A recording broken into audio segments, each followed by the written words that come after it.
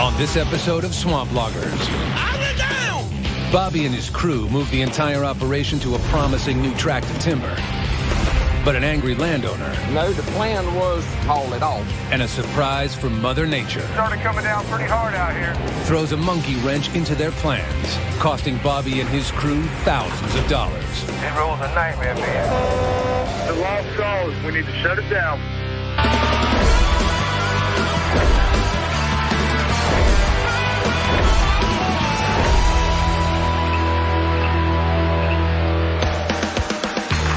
The crew of Goodson's All-Terrain has a reputation for logging where others won't.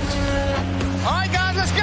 Let's get the wood out of here. Hell yeah, boys. Who's next? The swamps of the Cape Fear River region of North Carolina are a brutal place to log. I ain't gonna make it out of this, man. And now, Bobby and his crew are facing the winter months when conditions in the swamp are at their worst. They ain't got much longer out there, do they? All they got left is that little patch right there behind the loader, isn't it?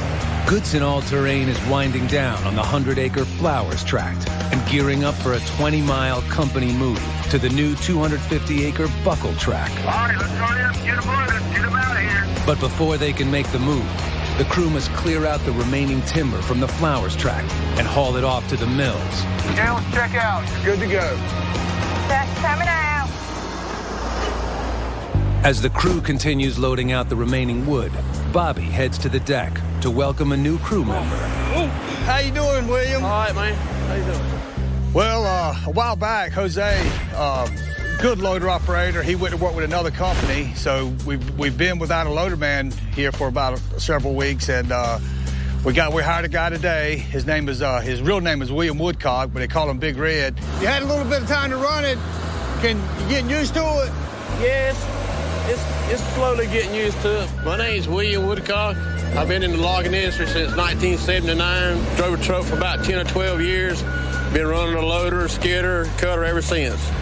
I'm gonna need a bucket in a little while. All right, I'll tell you to send you one down here. Okay. All right, we'll see you, William. I'm sure Big Red's capable of loading the wood. He's been running a loader a pretty good while, but it's not so much how good he is on the loader. Of course, he's got to be able to run the loader, but he's got to fit in with all the men. I mean, you have one personality conflict, and it kind of messes up the routine and the flow of everything. So hopefully he'll work, because he is going to be a big part of this job. With a deck full of wood and the move only 2 days away, William's first day will be a trial by fire. William will work in tandem with main loader Dave Mueller. They must cut, sort, and stack the wood on the trucks as fast as possible. In two 20-ton machines, Dave and William load one truck simultaneously, making good communication key to avoiding a collision. How's that loader running over there? It's doing all right. Got to get used to the controls on that. 10-4. How you like it, Big Red? I like it all right. It's new to me, but in a way it's not. Well, we are glad to have you.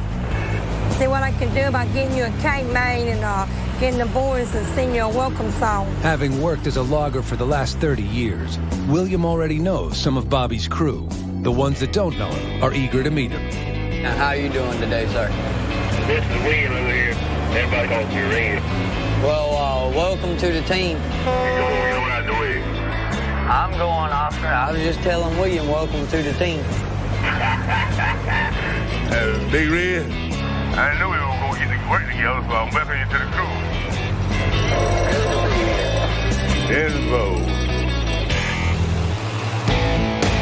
20 miles away sits the Buckle tract. The next swamp Bobby and his crew will log. In anticipation of the company move, Simitrio Ruiz, Bobby's main feller operator, is cutting down trees using the backup feller while the main stumper undergoes an overhaul. Simitrio needs a 4-day head start on the rest of the crew to clear a deck and lay down wood for the log road, the lifeline of Bobby's business. Without the log road, Bobby cannot get wood out of the swamp. But Simitrio already has a problem on the new tract. I was set over there with a stump, and I reached over to cut this stump, and I hit a piece of steel now. After hitting a steel railroad tie, the backup feller is down. What these people do a long time ago when they used to logging, they was coming into these hills with the railroad tracks, but this is probably about 100 years ago, and too many times they left the steel there, they never pick them up. Back at the Flowers tract, 10-4, all right.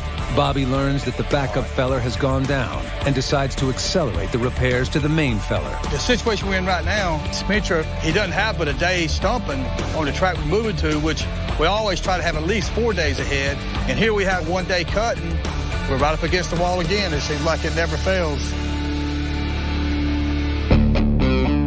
All right, back it on in. As the crew at the Flowers tract stacks wood and removes the last of the loads, Corbett Timbers' John Deans and David Robinson stop by to check on progress. Just coming to check on you.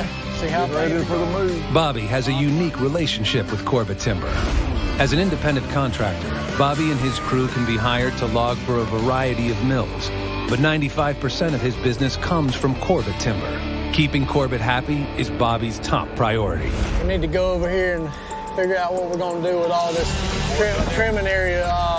The landowners called us the other day and said they were kind of upset and wanting to know what we're going to do about it. Corbett Timber owns the Flowers tract and hired Bobby to log it.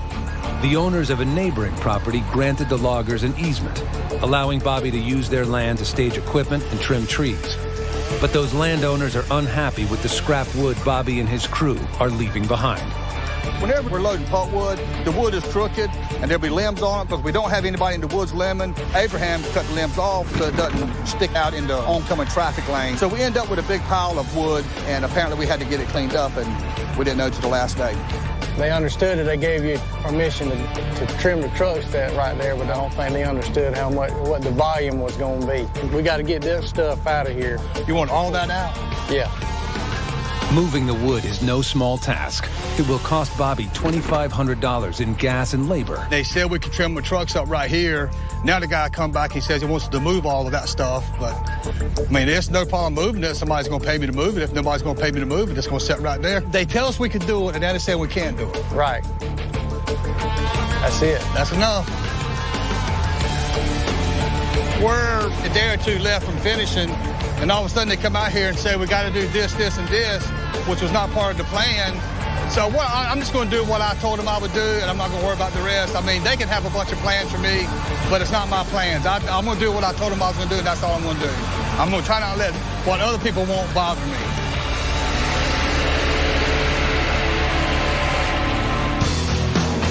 As the day comes to a close on the Flowers tract, the guys focus on repairing the main feller with a little extra help from Tiger Cat field mechanic Carl Dunn. Should be 36. I got to drop it down to 31 to set that motor. Bobby plans to move his crew off of the Flowers tract in just 2 days.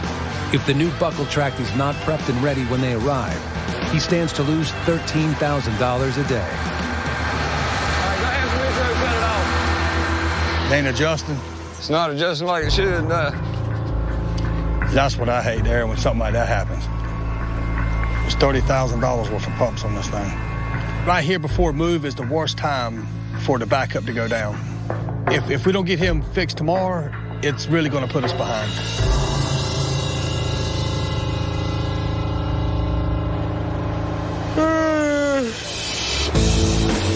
It's a new day, and Bobby has a plan to get Simitrio back to work on the feller.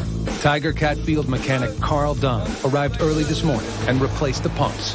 Simitrio is back in action.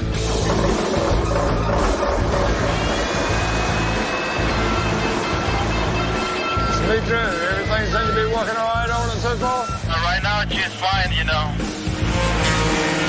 Does the soul speed and recovery seem to be all right on it? Yeah, so far everything's good.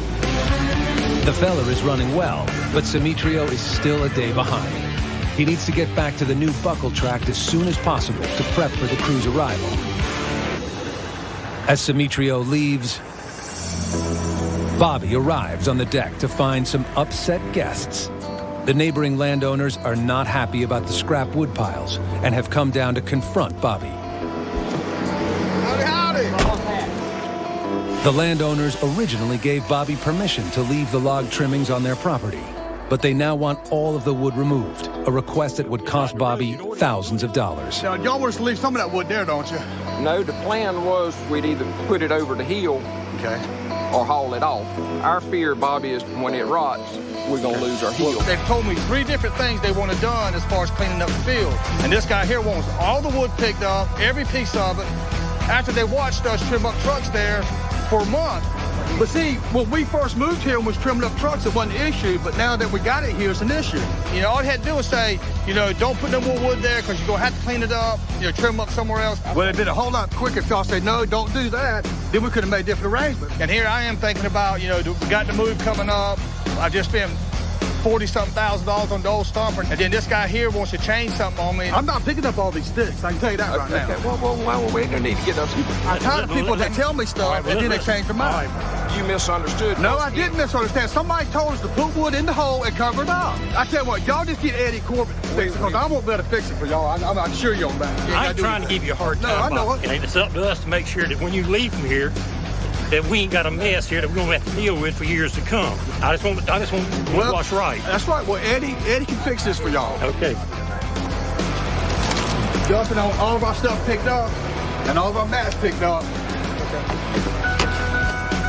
Fix what we messed up, don't fix nothing else.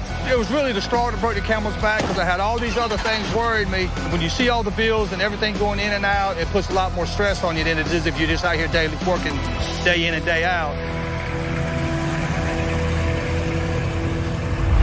Up next. I didn't know it was going to be all this. It's got to be cleaned up. Corbett Timber comes in to defuse the situation. Got to get all this wood out of it. And puts Bobby's son, Justin, in a tight spot. Justin is in charge when Bobby's not here. Crap rolls downhill.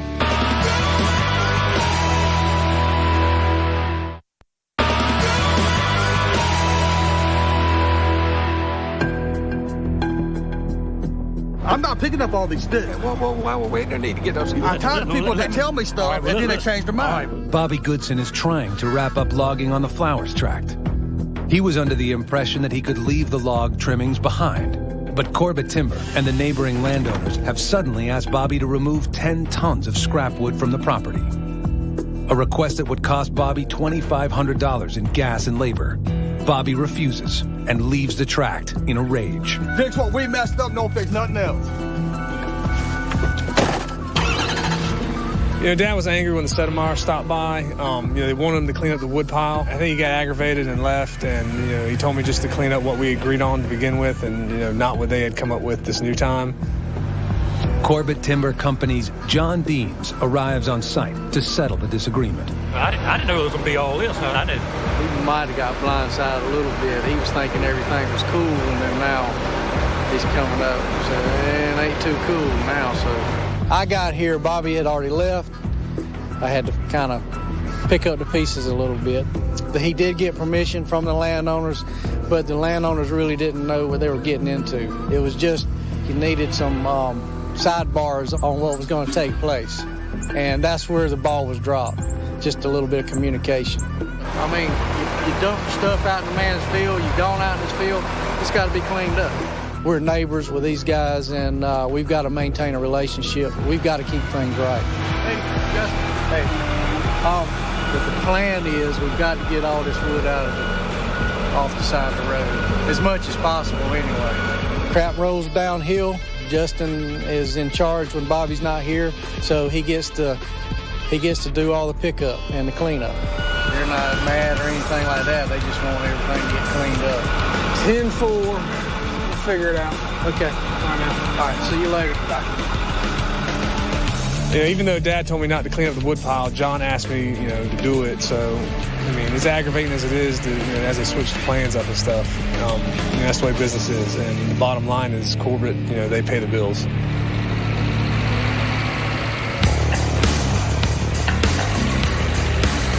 With the landowner issues resolved and only a day left on the Flowers tract, the crew turns their attention back to the move. All right. You ready? Yeah. Hurry back. While Bo takes the dozer to the new buckle tract, the crew nears the end, back on the deck. Looks like you got the honor of the last load. Oh, yeah, last load out. Farewell, Flowers tract. With the last of the wood being loaded, William preps his loader for the move to the new tract. William must drive the 20-ton loader onto the flatbed without tipping it over. Any mistake, and he could destroy a piece of Bobby's $250,000 equipment. But just before he pulls up onto the flatbed, William has second thoughts. Hey, Justin. You want to load this thing or me? Yeah, I can load it. Simple. I don't feel comfortable putting it on a low boy this time. Safest thing to do is just watch Justin do it. Next time, I'll do it.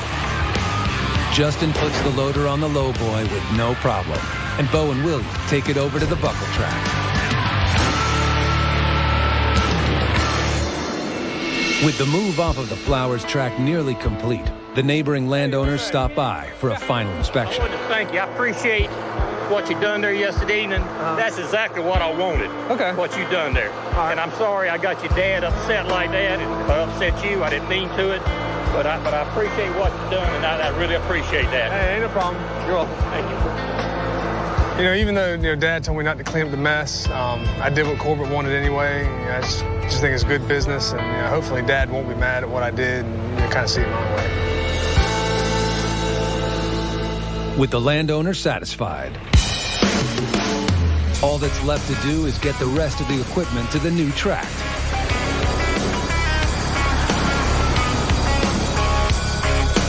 "24 hours after storming off, Bobby returns for a final inspection of the Flowers track. How things going with you? I'm stressed out, man. That guy. That's all worried. Well, he keeps. It's like change orders. They tell me what to do, like I'm a little kid. They tell me what to do, then the next day they come out and tell me something else to do, and then come back and tell me something else to do.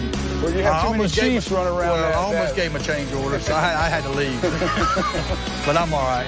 And I'm sure I overreacted, but I got so much on my mind, and that's where I'm glad Justin was there, because I was mad, and I was going to make enemies. I probably already made some. Justin, he disobeyed me and done what he was supposed to do, and he cleaned the field up, and thank God that he's more level-headed than I am, and he got the job done, and hopefully everybody's satisfied, and if we ever have to go back over there, maybe we'll be on good terms.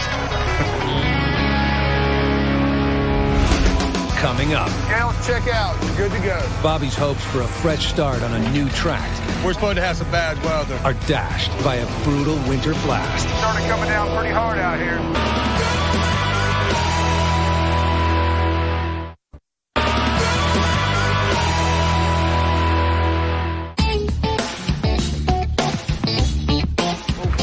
On the new buckle track, the crew of Goodson All Terrain arrives early for a company meeting. Good morning. After the ups and downs back at the Flowers track, Bobby has a new stress management plan. We got a new track. We had issues on the other track about irate property owners. But listen, any bad issues come up, call Justin. My heart can't take it no more, so. He won't answer the phone after certain Yeah, time. he's getting smart too. We'll have to start passing it down to Demetrio or Doug or Dave. But look, we're supposed to have some bad weather. We need to haul sand all day today. Storms during the cold winter months are hazardous for Bobby and crew. The swamps are full of Cape Fear clay, and when mixed with rain, the logging roads can be dangerous, even impassable. Back tire's going in the ditch. I think if Mother Nature will cooperate with us and we can get some sand on the road, we should have a good 2 or 3 month run here. All right? All right, hit the woods running. I'll get out of the way. With wet weather in the forecast, Bobby's priority is to get sand down on the only road in and out of the buckle tract. Fill it up, Doug. At a nearby sand pit, Doug uses the backhoe to load sand into the back of EJ's truck. I'll be right back. Load 1 coming out. Sand is laid down to both soak up rainwater and prevent it from mixing with the clay soil. If these roads aren't sanded before the storm, Bobby will not be able to get any loads out to the mill. I'll be right back. 10-4. While EJ and Durley focus on the roads, Demetrio, Bobby's main tree feller, cuts at a fever pitch. Demetrio lost a day after hitting a steel railroad tie, but finally manages to finish the log road. Okay, the road is open. Now, the skidders can move across the swamp to get the logs from Simitrio and back to the deck, where trucks can be loaded and sent off to the mill. Scales check out. You're good to go. Dustin, Doug, what's happening? Hey! What's up, strangers? How you doing? Corbett timber buyer Leslie Davis stops by to check in on the new tract. Corbett acquired this land through auction and hired Bobby to log it. The 250-acre buckled tract is filled with a dense supply of tupelo, gum, and cypress hardwood trees. Logs 10 inches in diameter or larger are sent to the mill to be used for construction lumber or high-grade veneer. Any logs below 10 inches in diameter head to the pulp mill and are used to make paper. I hate to say it, but this is like a 3-month test for these guys. We bought this track on bid sale, so it's very important to Corbett that we make sure that we get every dime, every board foot out of this. As day one on the buckled tract comes to a close, Bobby checks in with Dave on the load count for the week. How'd y'all do? We got 88 this week. Not too bad, but... Yeah. The crew hauled 88 loads off of the Flowers and buckled tracts this week, well short of Bobby's 100-load goal. But after the recent problems, Bobby is content. He sets his sights on a bigger load count next week. They're getting closer with the sand. Hopefully they'll get on down here a little bit closer before we knock off, but we need to put some sand right through here. If that road messes up, we ain't got nowhere to jump to. Right. I'm glad to get off that other track. Man, you and me both. But over here, I know we're in familiar territory now, and I know we got good wood. We'll be sitting here a while. Yeah. And I can trim the trucks up where I want to. Yeah, exactly. All right, let's get out of here. All right, man.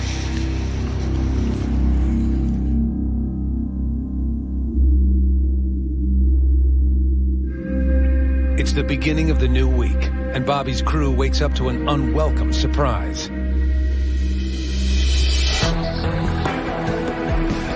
Instead of rain, a freak snowstorm has hit the North Carolina coast, bringing rare blizzard conditions and dumping over 6 inches of snow.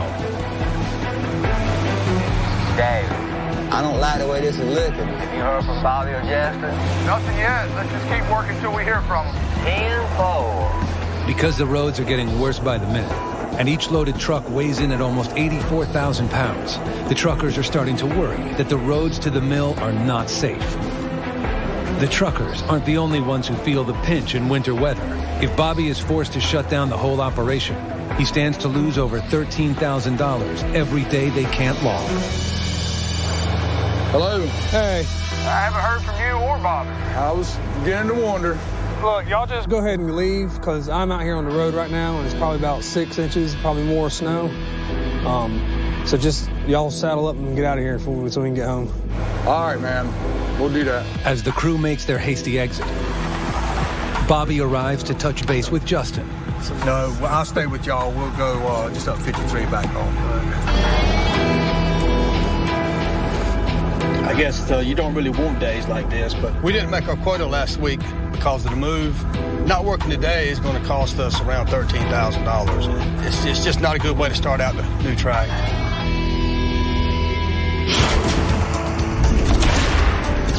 On Christmas Day, 1989, Corbett Timber was shut down after 18 inches of snow. For the first time ever, snow shut down the mills and all logging operations for a week. In 2011, a week-long shutdown would cost Corbett Timber $100,000.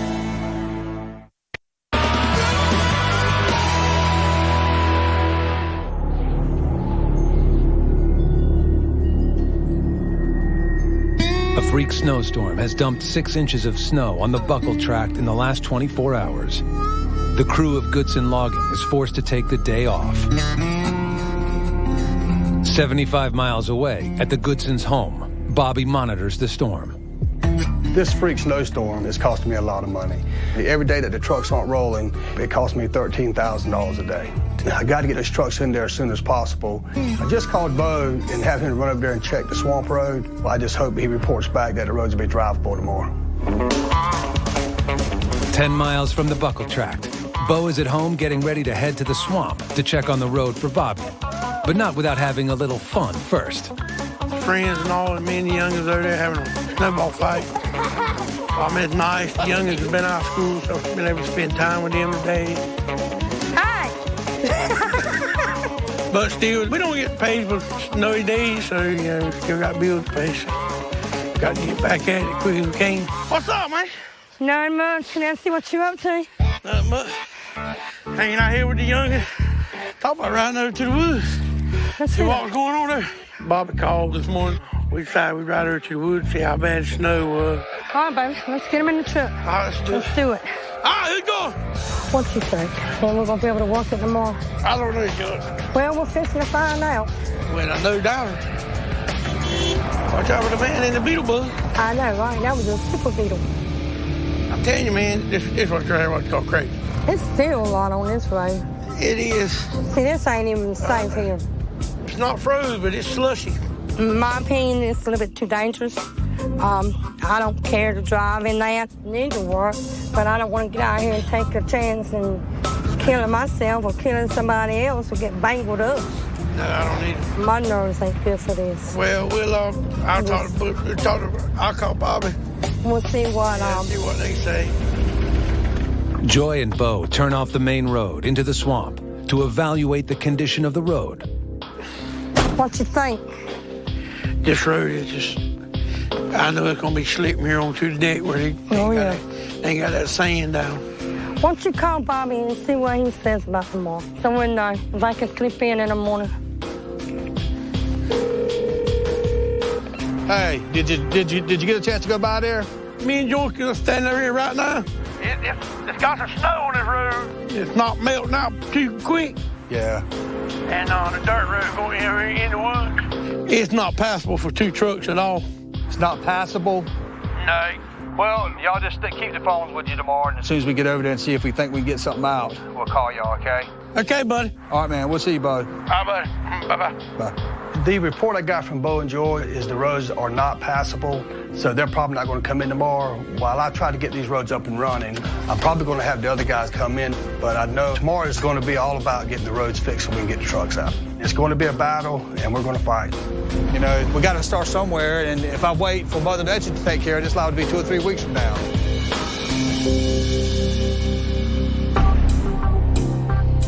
The next morning, the road in and out of the swamp is still not safe. Today, Bobby's #1 focus is getting fully loaded trucks on and off of the buckle track. When I come into the woods, there's snow everywhere, just like it was when we left. If the temperature don't pick up any, the snow's probably going to be here a while. We just have to make do and try to, go ahead and start fixing the road, regardless of the snow. I was talking to Dad earlier. He said maybe I can get on the grader and just scrape the snow off and just let Doug and EJ haul some sand and just start sanding it. See how it come out. Yeah, I think if we get the sand and start mixing in with that clay, so when we start hauling wood, it'll have some traction and hopefully, we'll be able to start working again. Morning. What's happening, Justin? A whole lot. Getting everything warmed up, huh?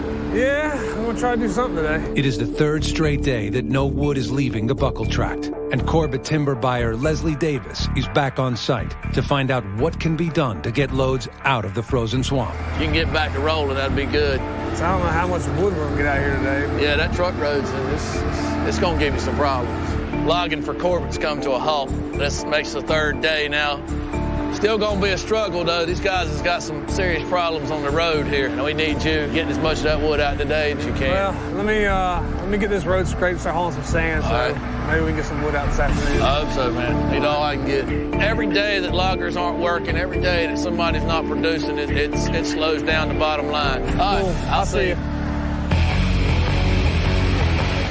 While Justin focuses on getting the road passable, Simitrio warms up his stumper. He is worried that 24 hours of sitting in the frozen swamp will affect the performance of his machine. I got it warming out real good because the cheese don't quit. And now, when I go over there and when I try to grab the tree falls on top of me. So I got it warming out and make sure the cheese is working normal. When he feels the stumper is warmed up, Simitrio heads out to the swamp. But within seconds, a 2,000-pound tree crashes down on his cab. It was frozen this morning, so my grandpa didn't hold it real good, and I heard this loud noise on top of my tractor, and it was very scary, and I got to be more careful. After the scare, Simitrio doesn't take any chances and warms up the stumper even more. When he feels it's safe, he begins to cut. This time, the grapple's hydraulics hold. Soon, the stumper is performing like its old self, allowing Sumitrio to drop trees in no time.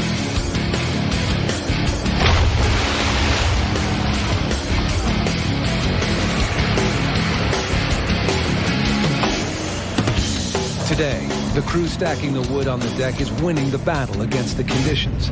But getting the wood out through the snow is not proving to be nearly as easy. Try to hold. We got to get this road sanded today, okay? So just run it down. Put the pedal to the metal. I know it's costing me a ton of money to fix this road, but I know if I don't get this road fixed, we're not going to haul any wood tomorrow. And if we don't get back to hauling wood, we're going to be in trouble in a little while. To get the wood off the deck, there is a lot of road to sand. Time is money for Bobby, and he has to get trucks to the mill. We're not in the road making business. We're just trying to keep the logging job going right now. My tires won't grip. I need somebody pushed down. But no matter what they do, the road just won't cooperate. 10-4 right behind. The road's got a lot of clay on it, so it's real slimy, and it's hard to get around. And if you hit a little bump where you can't have enough speed or enough power to get over that bump, you stuck. Hey, this road ain't no good. Get me out of this mess. We haven't accomplished a whole lot of anything today. I mean, we've got wood stacked, but the wood don't pass nothing in the pile. We got to get it to that mill across the woods over there. And today we absolutely needed this whole road sanded, but we failed. Hey, I'm stuck again. I need somebody to come give me a push. And it's probably cost me, $10, $12, $13,000 a day just to pay everybody with all the fuel being burned, and we got no money coming in. It's frustrating, really. Coming up, I might not get out. as Bobby's big machines lose their battle with the snow, This thing is cursed. pressure from the mill mounts. Y'all gonna haul wood. If we don't get these guys up and running and get some loads to the mill, this business is gonna be in big trouble. Shut it down. The lost cause.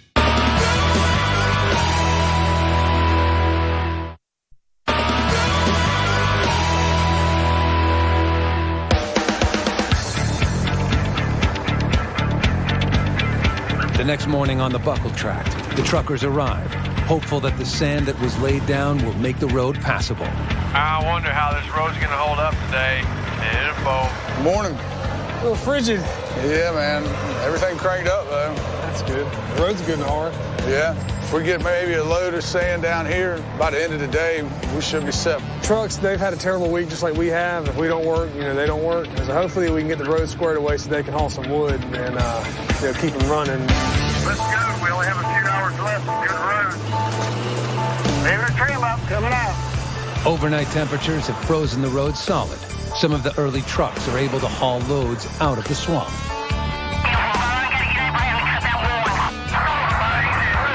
But as the temperature rises, the road gets more and more treacherous. To keep the trucks moving, sand has to be laid down continuously. The key to laying down that sand is Bobby's backhoe. This thing is cursed with starters. But Lady Luck is not on Bobby's side.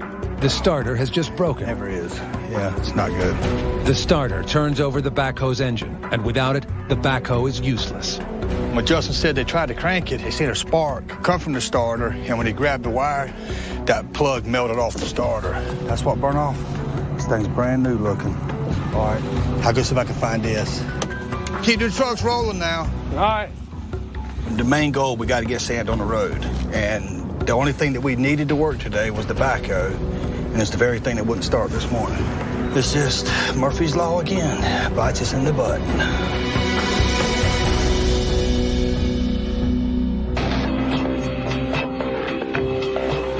This road's a nightmare, man. Really bad. This mud is killing me. As the day progresses, the sun continues to heat up the frozen ground, creating a slick layer of mud. Man, I'm not gonna make it out of this, man. You look kind of bad out here. The truckers spend the rest of the day fighting their way out of the swamp. I'm not gonna make it out of here. I need a push. 10-4 right behind you. Thanks, I appreciate that. No problem. Drive safe. Alright, not looking good at all on this deck. It's not passable. Getting loads off the deck is painfully slow, and soon it becomes very clear that hauling wood has to stop for the day. That's it. We need to shut it down. The lost cause is getting trucks out of here today. We need to get these trucks up and running. It's been 3 days of very few loads, and if we don't get some loads to the mill, this business is going to be in big trouble.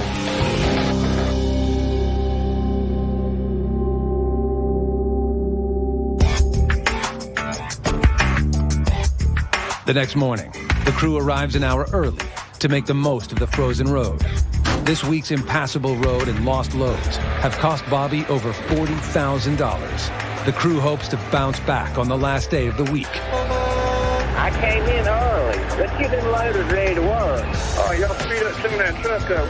All right, back it on in. We ain't got much time. All right, your truck's loaded. You good to go. Coming out, coming out. Man, I ain't gonna make it out of this mess. But once again, the road gets messy as the day progresses. This is what I've been waiting for. Bobby arrives just in time with the backhoe starter. His only chance of getting loads out is to thoroughly sand the road, and he can't push sand without the backhoe. We've lost a lot of time waiting for this thing. Hopefully I can get it on there in a few minutes. To add more stress, Corbett Timber's John Deems shows up to find out why trucks are not making it to the mill. Y'all ain't got it on yet? What are you doing? Another hand or just some motivation? Y'all gonna haul wood? Yeah. That ain't looking good.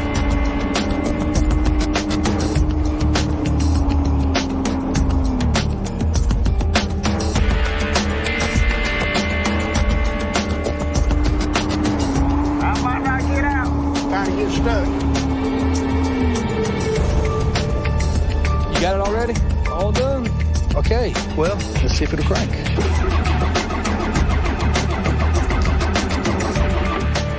Sounds a little weak.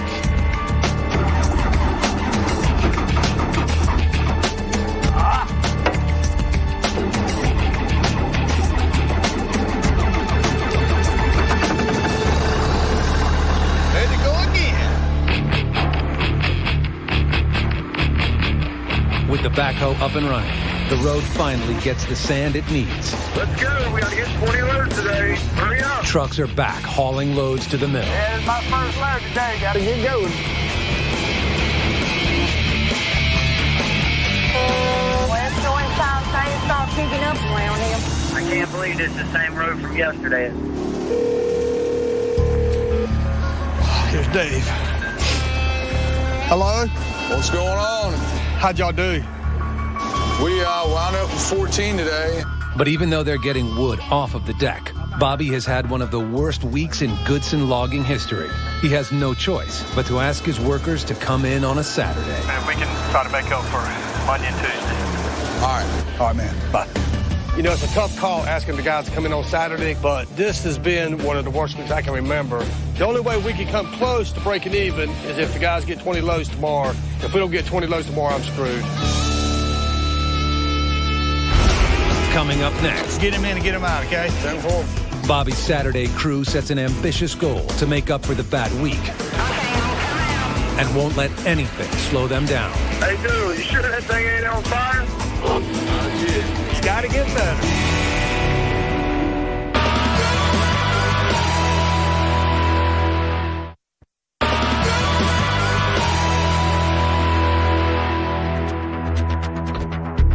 Saturday morning. Normally, the Goodson crew is resting at home.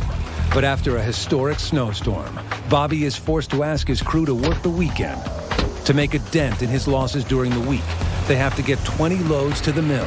With only 10 hours of daylight, there's no time to waste. Yeah, like it's cold out here. It is a little bit. Well, you know it's cold when the grease freezes. You darn right. Sinitro come. I seen that. That was fun. I've been here 3 years. I don't think I've ever seen him. I ain't never seen him on a Saturday. And I didn't want to be down here either. Believe me, I was sleeping. I went to bed at 6:30 last night. Well, I had date night last night. That's why you here so early. You just a happy camper this morning. Date night. Well, listen, tell these guys don't be up here jaw-jacking and haul as much as we can because once this stalls out, it's going to be a mess again. All right. Get him in and get him out, okay? 10-4, Bob. All right, man. All right, man. I have got to get the guys to go all out today. If we don't get 20 loads, it could mean the business. Sucks, man. It sucks being here. But you got to do what you got to do. Bobby and crew have come up with a plan to help ease the truckers' troubles. They asked Corbett Timber to drop off a few stacks of mats to ease the struggle on and off the deck. All right, these mats are making it great. Finally getting through. Finally, starting to working. And close. Well, we got to make that money. All right, man, what you got for me? All right, let's go in and get them loaded. Get them out of here. All right, Bobby needs to get those 20 loads. With each truckload that comes off the deck, Bobby makes up for a miserable week. The crew pushes their machines to the limit.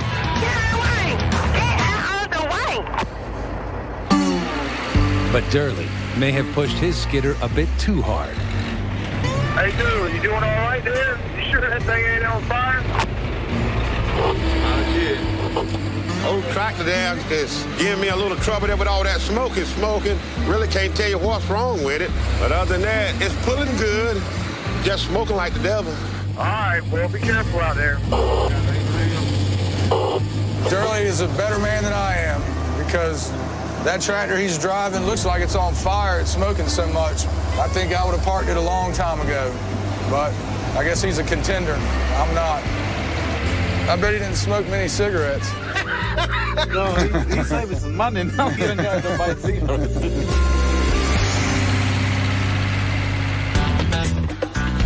Everything going all right? Yeah, everything's doing good. I appreciate it. Ain't nobody's complaining, so you're doing good. Y'all still getting the loads out. So I was telling Justin, you know, my idea of a good employee is one that does the job I never see. Is I hadn't hardly seen you since you've been working. Yeah, I feel so at home right here. I feel so comfortable. When I get home, I am so relaxed. I come out here and work 10 or 12 hours and go home and don't even feel like I've done anything. You know what to do. If I got a problem, I try to solve it myself. If I don't, I go down the chain. I mean, that's the proper way to do it. Yeah. Don't worry, we're a man all the time. Thanks, William. Yeah. We only got a few hours left. Keep moving. All right, man, appreciate it, man. We don't forget the meal. Load number 4. All right, I'm working on Saturday. Let's make it worthwhile. Let's go. We got to get 20 loads today. Hurry up. 10-4. The road's a home. Feels good to be moving. Come on, guys. I got some hungry babies to feed. Let's hurry up. I can't believe it's the same road from yesterday. It's finally working good. Come on, guys. I like moving. That means I'm making some money. What's up? How'd y'all do? We did quite a bit better than yesterday. We got 23 out today. That is good. The crew's Saturday work pays off.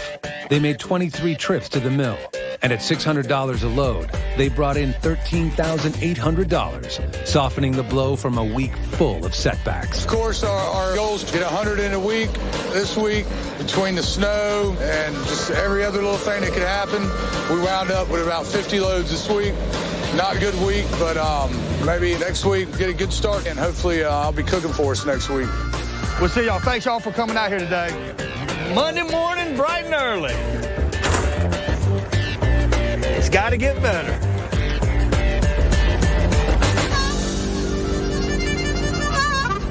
If you want to see what you missed out here in the swamp, go to discovery.com/swamp bloggers.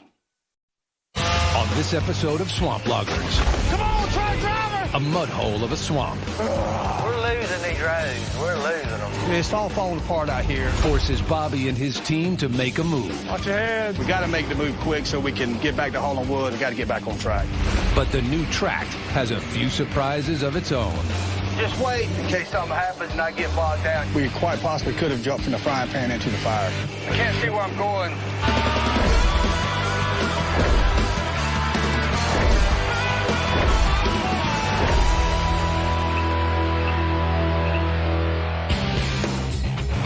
Bobby Goodson and his crew of all-terrain loggers are in a battle with the cold, wet swamps of North Carolina.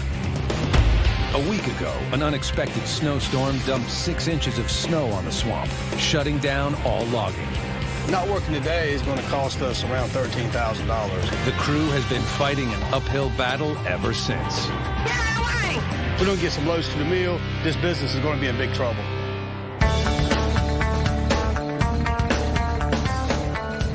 You know, last week we had a pretty bad week. Had a bunch of breakdowns and didn't get half our production that we normally get.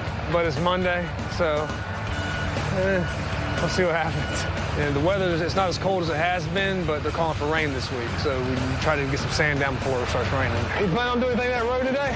Yeah, let's take this load and dump it before we get to our deck. But there's one spot there that's got a lot of clay in it. This road on the buckle track is just real slick clay.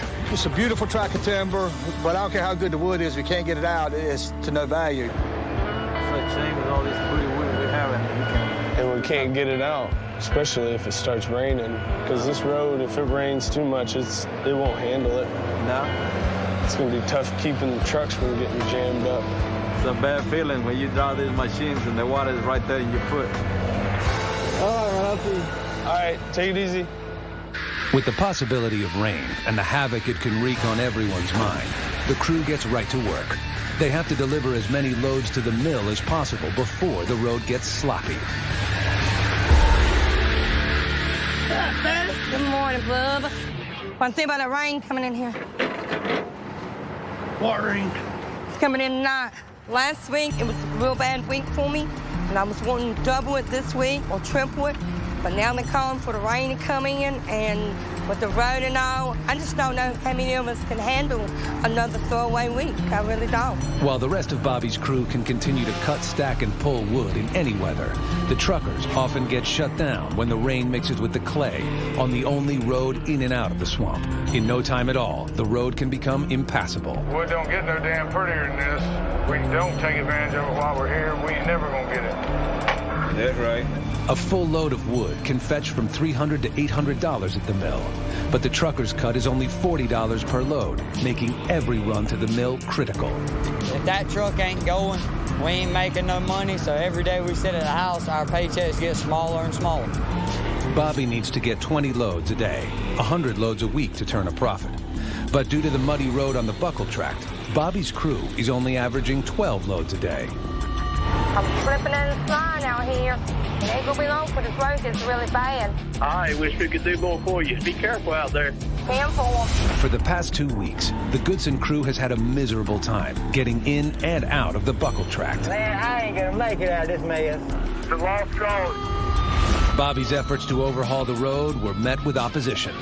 The landowners don't want us to do any kind of grading. Their motive is it's a hunting place, it's their land, they don't want nobody messing with it. Well, we're trying to make a living over here, and I wish the guys would just let us get the wood out. I mean, we got about $400,000 for timber back here. But it's really got us in handcuffs. I mean, it could actually shut us down. Hey, Sumitra. How you doing? Good. I'm sending Sumitra out with David Robinson. They're going to go out and try to scout a new deck out in case this deck here goes south, which it looks like it could at any minute. But if this deck does mess up, I don't know what we're going to do. We can improve this, but going back out, we don't want to widen the road any. I can see the possibilities of this deck site working, but there's a lot of work that'll have to go into it, and I just don't know if it's worth it.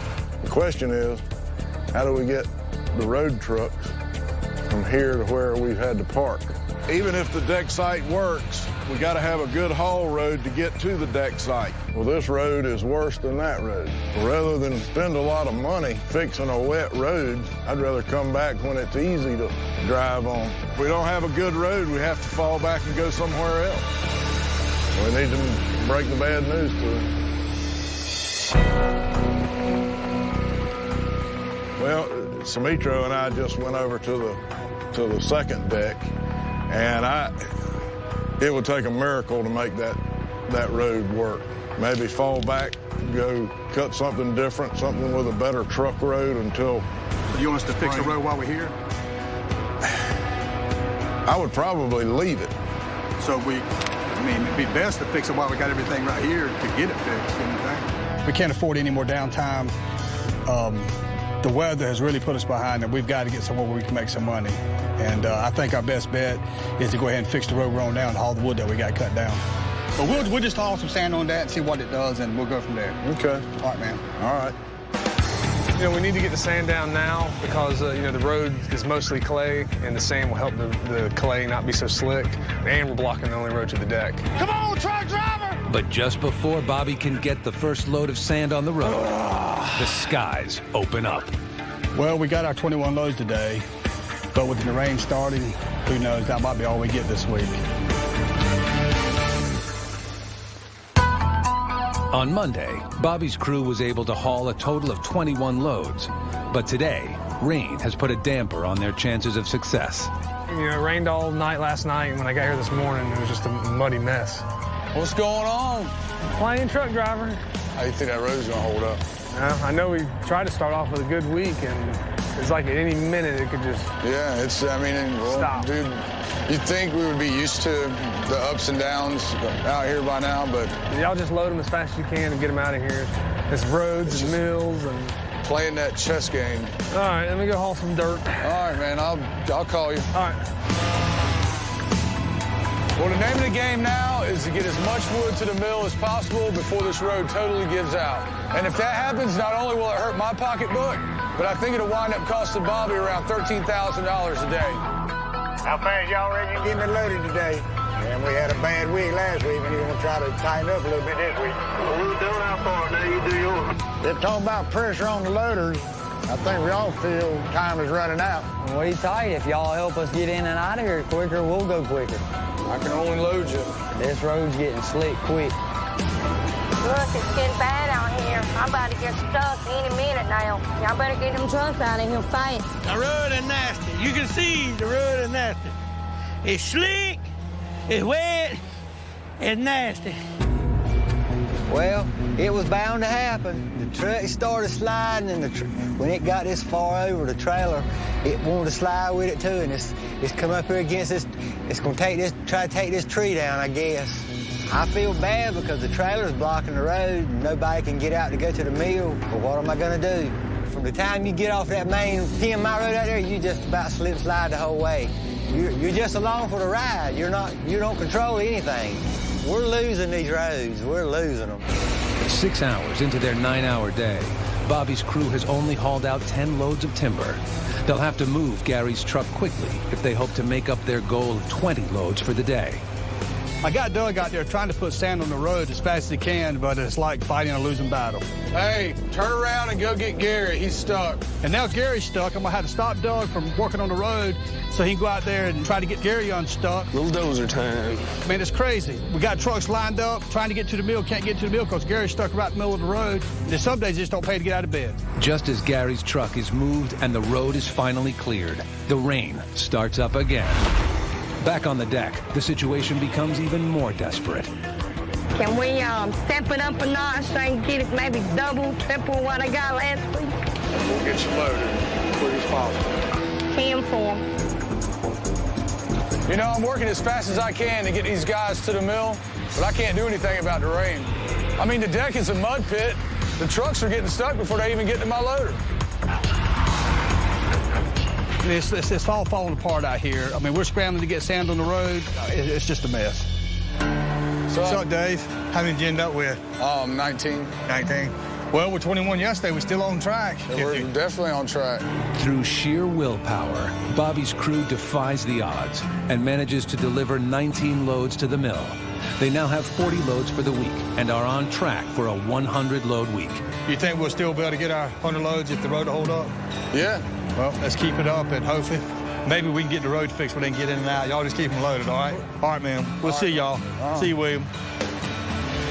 They don't make a truck that floats, you know, and we still got to deal with the roads getting in and out, and we're always the furthest off the road compared to the conventional crews. So we'll keep plugging at it, and hopefully things will turn around for us and we can start drying up and get some wood to the mill.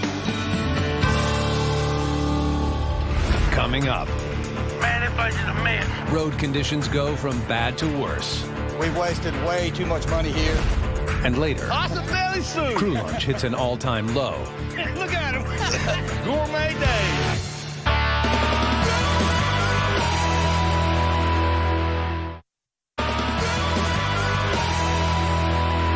Something yang yang. Hold on, I'll be there to get you. Joy's truck can't get any traction on this slick Cape Fear clay and must be towed onto the deck. With the rain coming in again, I mean, it doesn't look good for us. It really doesn't. A half hour later, her fully loaded 84,000-pound truck starts off to the mill. Hey, guys, I got a problem over here on my truck. Don't you feel kind of funny here? See, my tires are gone flat. I got 4 tires off the rim when I come off the deck.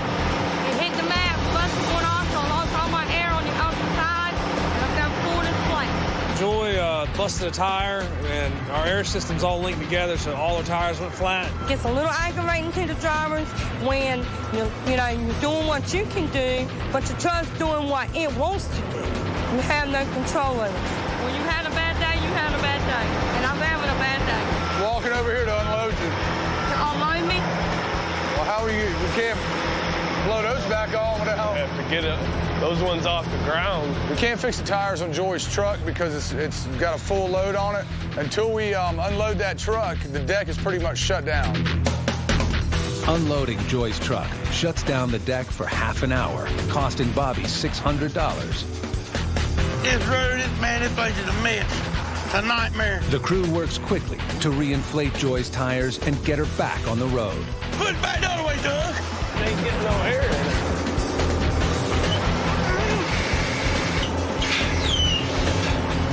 But their efforts fall short.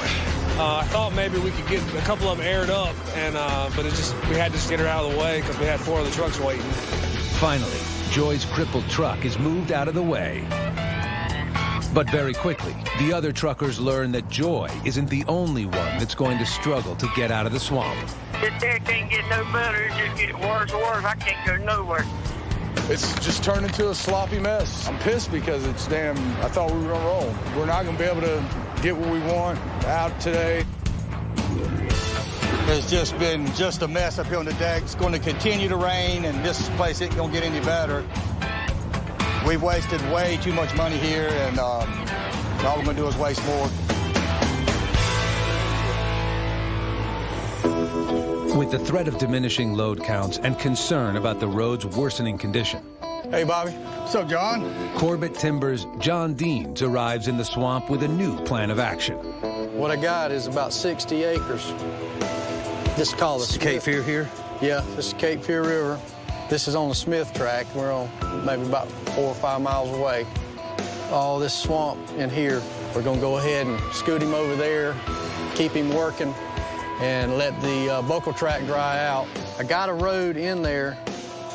It's a good road. Corbett has really saved us with this new track. All the weather we've had on this track here has killed us. Rain has just made the track too wet. Trucks just can't get out. You know, even though it costs us $6,000 to move, it's just going to save us money to go ahead and get over there instead of sitting here spinning our wheels. All righty. All right, man. Thanks, John. Metro, you want to walk the stump right there to that big camper where Bo can get it, and I'll get me and you and Justin will go over there where we're going to move to, see if we can find a place to put a deck.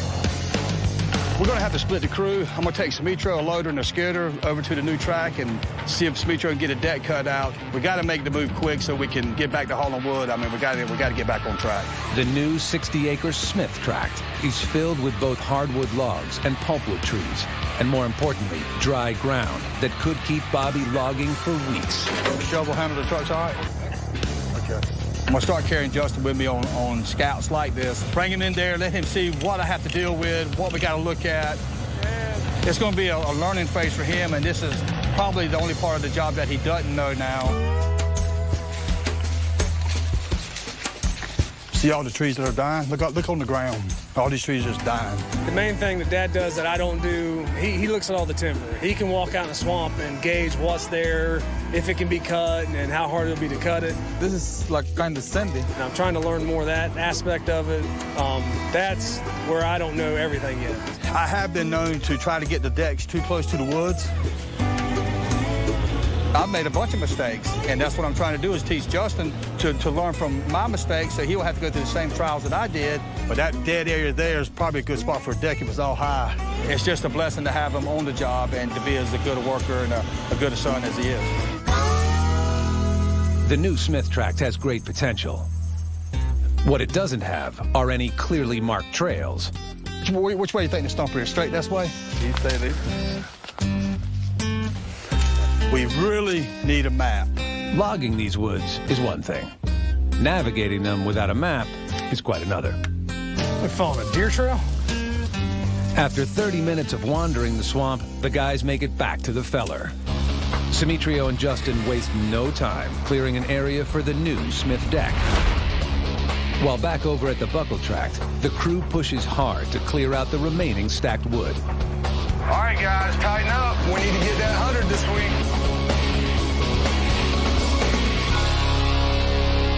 At the end of the day, Bobby checks in with Dave. How'd y'all end up doing?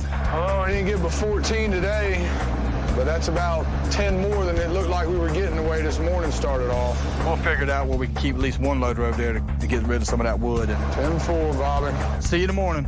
All right, buddy. If Simitrio can keep running and get some wood down over here, hopefully we get one of the loaders over here by tomorrow evening and start the transition, and maybe our luck's changing. Coming up, the move to the Smith tract is on, but the crew does not leave their trouble behind. I'm getting tired of this, man. It's just an axle brake and money pit. And later, Bobby takes his $250,000 shovel for a swim. You never want to go out on your own doing anything like that.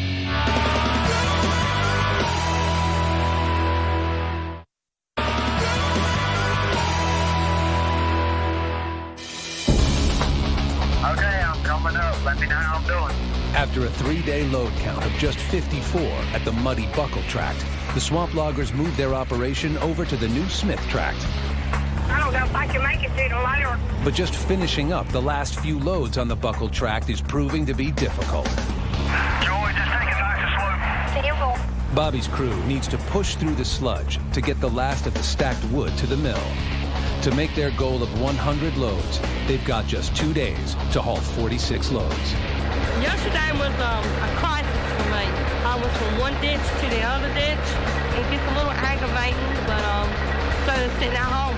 All right, that's it. The road's actually drying up a little bit. The wind keeps blowing sunshine. It may dry up enough that they can get the wood we got piled up out of there. 8 miles away at the new Smith tract, the skidder has arrived and is ready for action. I reckon we'll get a loader next. That works for me. Justin and crew prep the deck for the arrival of the first loader. How'd that look like? It's good to me. I'm guessing like the front of the trucks might be right here in between the dozer and the tractor. And then, so you look at this side, I think we can clean that spot, and then the trucks can go right there, and Abraham can limit in there. With the mills hungry for wood, Corbett Timber's John Deans arrives to check on progress. Was that hill too sandy? Immediately, John has a concern with the location the crew has selected for the deck. This was a straight shot to that road. It wasn't what we talked about the other day when we came in here. We just talked about coming down that ridge. The original plan was to set up further down the block on a sand hill. But me and Dad decided that the road had too many tight curves, and we didn't want to cause any more problems for the trucks.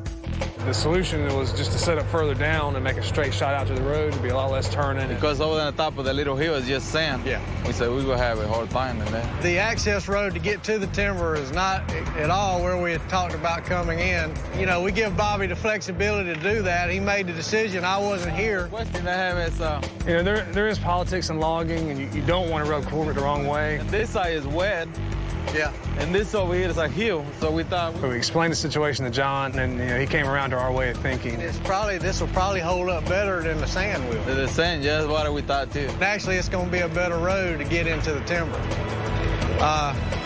It's just a little surprising. This is the kind of thing Dad normally takes care of, so I was kind of relieved, when he showed up. I was wondering why you didn't go down what we talked about. Trying to go straight. The way it looks, this is going to be a better road. I don't think John has too much to worry about. We got Williams' loader on the way over here. Potentially by this afternoon, we could be loading trucks off this deck. We've had 2 weeks bad back-to-back, so we got to get on a roll and try to start catching up again. Truck coming in, truck coming in. But just a mile from the Smith deck, the first truck is in trouble. I'll get in there and turn around, and you can get me back through here. The lowboy carrying Williams' 20-ton loader has sunk 10 inches into the soft sand that covers most of the 5-mile access road. And just behind it, the truck carrying the sawbucks is also stuck. I got no traction whatsoever. Yeah, we just came from a pure mud hole to a pure sand pit.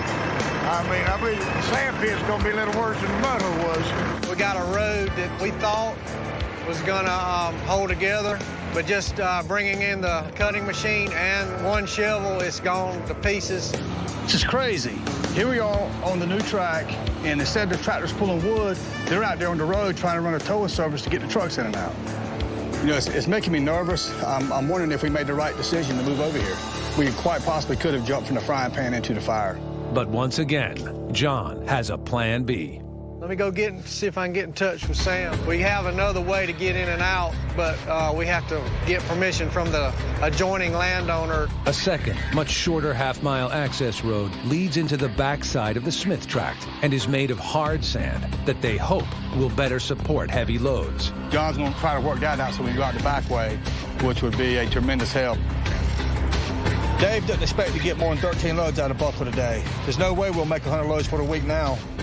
These numbers just ain't going to cut it for long. I'm ready for something to start breaking our way.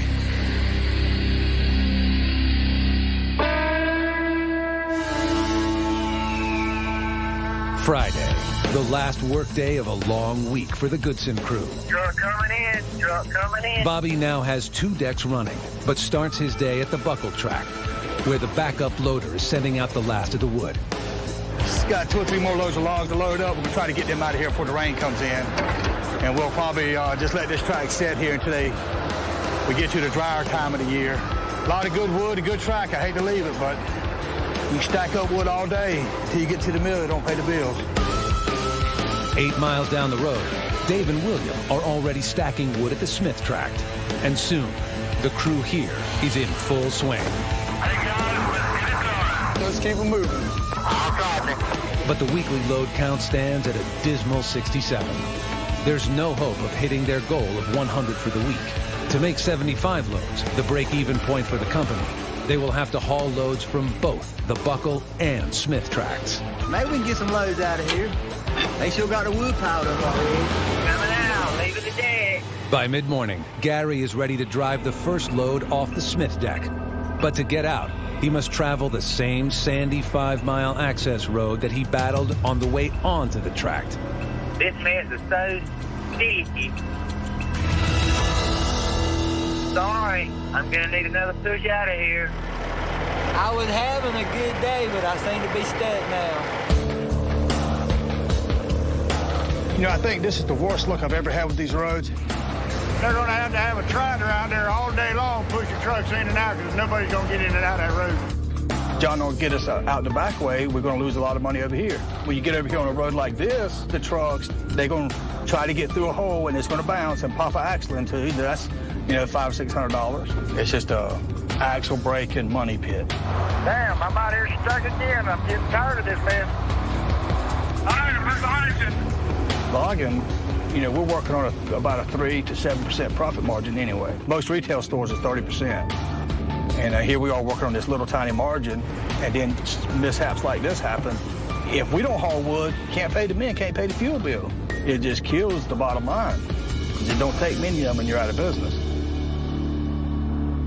It's all up to Corbett. It's up to them to get the accesses opened up for us so we can go out the short way. How many loads have y'all loaded up here? That's number 7. With the week's setbacks, Bobby hauled only 73 loads, 2 shy of his break-even point. The deck we can handle. It's just that road going out, man. If we don't get that access to that other road, we're going to have a time down here. It's John. What's up, John?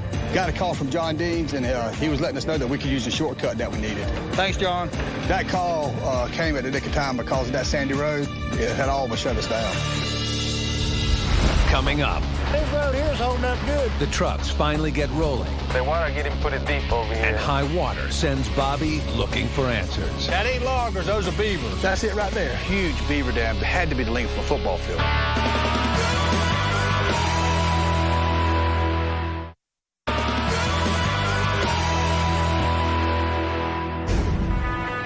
right, guys. Probably on that shortcut road. Let's move some wood. The swamp loggers are finally settling in at the new Smith Tract and hoping to put their road problems behind them. Another access road, we come in off of the north end, ain't but a half a mile coming that way a while ago. It'd be a pretty nice way to go in and out. Truck coming out. Yeah, this road here is holding up good, considering it's rained on it. It's a little slick, but we'll be all right. Between freak snowstorms and heavy rains, the weather has beaten down Bobby's crew in recent weeks. I am not ready for That's the secondary. We have got to get back up to 20 loads a day so we get this company back operating in black. Fortunately, the track's not as big as where we left, but we got 70 to 75 acres here.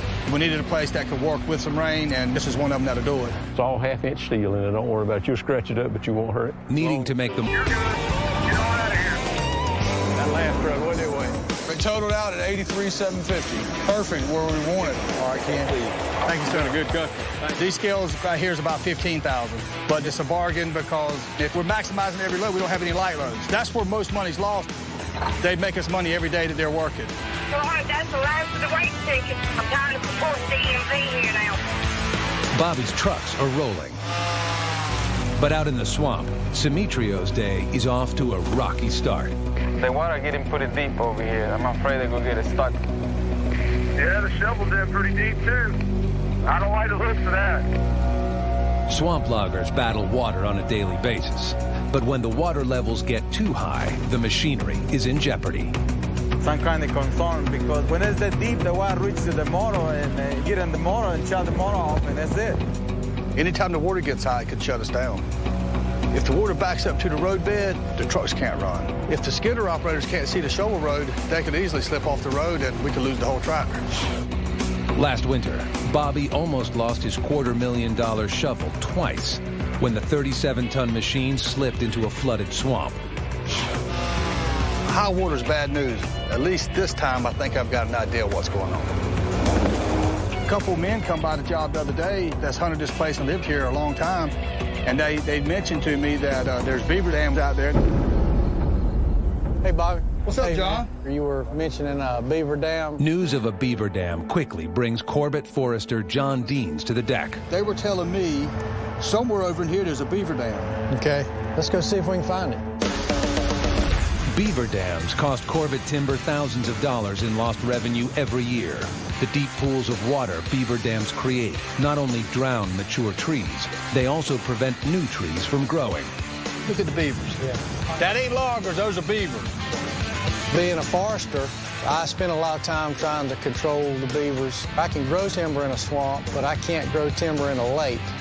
Swamps need to dry out at least a couple months out of the year. So I have to keep the water out just long enough for these hardwoods to get reestablished and start growing. The water on this road's getting pretty deep. I bet we're close. Damn! I got a head rush. Woo! We're gonna have to walk the rest of the way. There's beavers somewhere around here. Closer we got to the dam, you could see that the beavers were damaging everything around us. There was no new growth around here. The beavers killed this wood out or they logged it? They logged it, and then, of course, it was coming back good, and then, of course, and the beavers got it. Beaver, they messed it up? Yeah, and then in the bottoms down here where it stays flooded all the time, it just killed it. Look at that. All right, here we go. That's it. That's it right there? That's it right there. Sure enough, there was a huge beaver dam there. It had to be the length of a football field. All right, you see those little pines over there? Yeah. That dam goes all the way over to those. Yeah, I can see it great. Look right through there. You can see the dam perfect right over there. You would think it was just sticks piled up, but that's what them little critters drag up there. That's exactly right. Well, you see where it drops off. It's 2 or 3 feet lower on that side of the dam than it is this side. So you back up 3 feet of water down here in these swamps, you got over 100 acres of water. That's a lot of water. Yeah. Where that dam is and the way it's backing that water up, it affects the adjacent landowner, the track we're on, and then the next landowner. So it's affecting a lot of people. And the simple cure, we got to get a tractor over here and tear it out. We don't want to get rid of the beavers, but we don't want them just to build lakes everywhere. Yeah. Well, it's too late today, but I'll see if I can't get something over here tomorrow, and we'll get this thing tore out. Okay. I fought Mother Nature, wind, rain, and snow and landowners, and I'm not about to let these rodents run me off. I'm sure Sumitra will be tickled to death when we get this water flowing again. Yep. All right, let's get out of here now.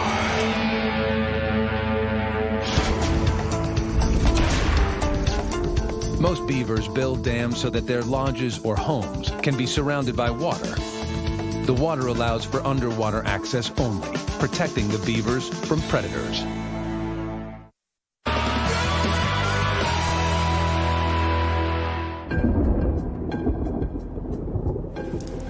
The weatherman, he nailed it this time. It's supposed to rain for a couple of days, and so far it has. And the water's trapped in here because of the beavers, and it can't get out to the river where it wants to go. So we found the beaver dam, and we're going to rob Victor's shovel and go over there and tear that beaver dam out, get this water table dropped, because it's going to make it a lot safer, and plus the road won't float away. In water this deep, just getting heavy equipment to the beaver dam is a risky proposition. Justin, be careful. These roads over here are narrow. I had Justin to follow me in the dozer just in case I got stuck. And I was using an old road that hadn't been used in years, and it was a tight fit. I could barely fit through there. And whenever you're walking down them roads like that with water covering it, you never know what could happen. I mean, you could fall in a sinkhole, you could walk up on a stump and get stuck. Just a number of things that could happen walking on roads like that. Listen, I'm gonna walk over here on this side and start tearing it out. I think you could go straight ahead. You start on this side and start pushing it. If we get it tore out big enough, it'll overwhelm the beavers and maybe they'll leave. When Bobby gets a closer look at the depth of the water, it causes him to rethink his plan of attack. Hey, Justin, second thought, just wait and let me get started. In case something happens and I get bogged down, you can help me get out. I got you. I thought we'd get Justin out on the bulldozer to help push it, but after getting on the backside, seeing where the big bottleneck was, it's always good to have somebody with you. You never want to go out on your own doing anything like that, because anything could happen. I mean, I could get stuck, fall off the tractor, drowned. I mean, so it's good to have somebody with you. And, you know, we got communication, which is a good thing, but if I'm floating face down in the water, I can't do a whole lot with the radio. I was just going to try to walk in on the water side and just rip it out back to me, but once I tried to go across there, one whole track went completely under the water, and I couldn't see where I was going. If enough water floods his engine compartment, Bobby could lose power and fall into a sinkhole. I can't see where I'm going. I'm just heading to the other side. I had that same feeling about, I guess it's been 10 or 12 years ago, where I lost the machine. Same type of environment. You know, I couldn't see where I was walking. It was all water. Yeah, this way right here, I'm going to go on the other side, see if I can get to it. You going to walk through there? So I kind of decided I better back out, and I went ahead and walked around and came up on the low side of the dam. I'm going to go knock this thing out. And just grabbed a mouthful and pulled it back, and here comes the water.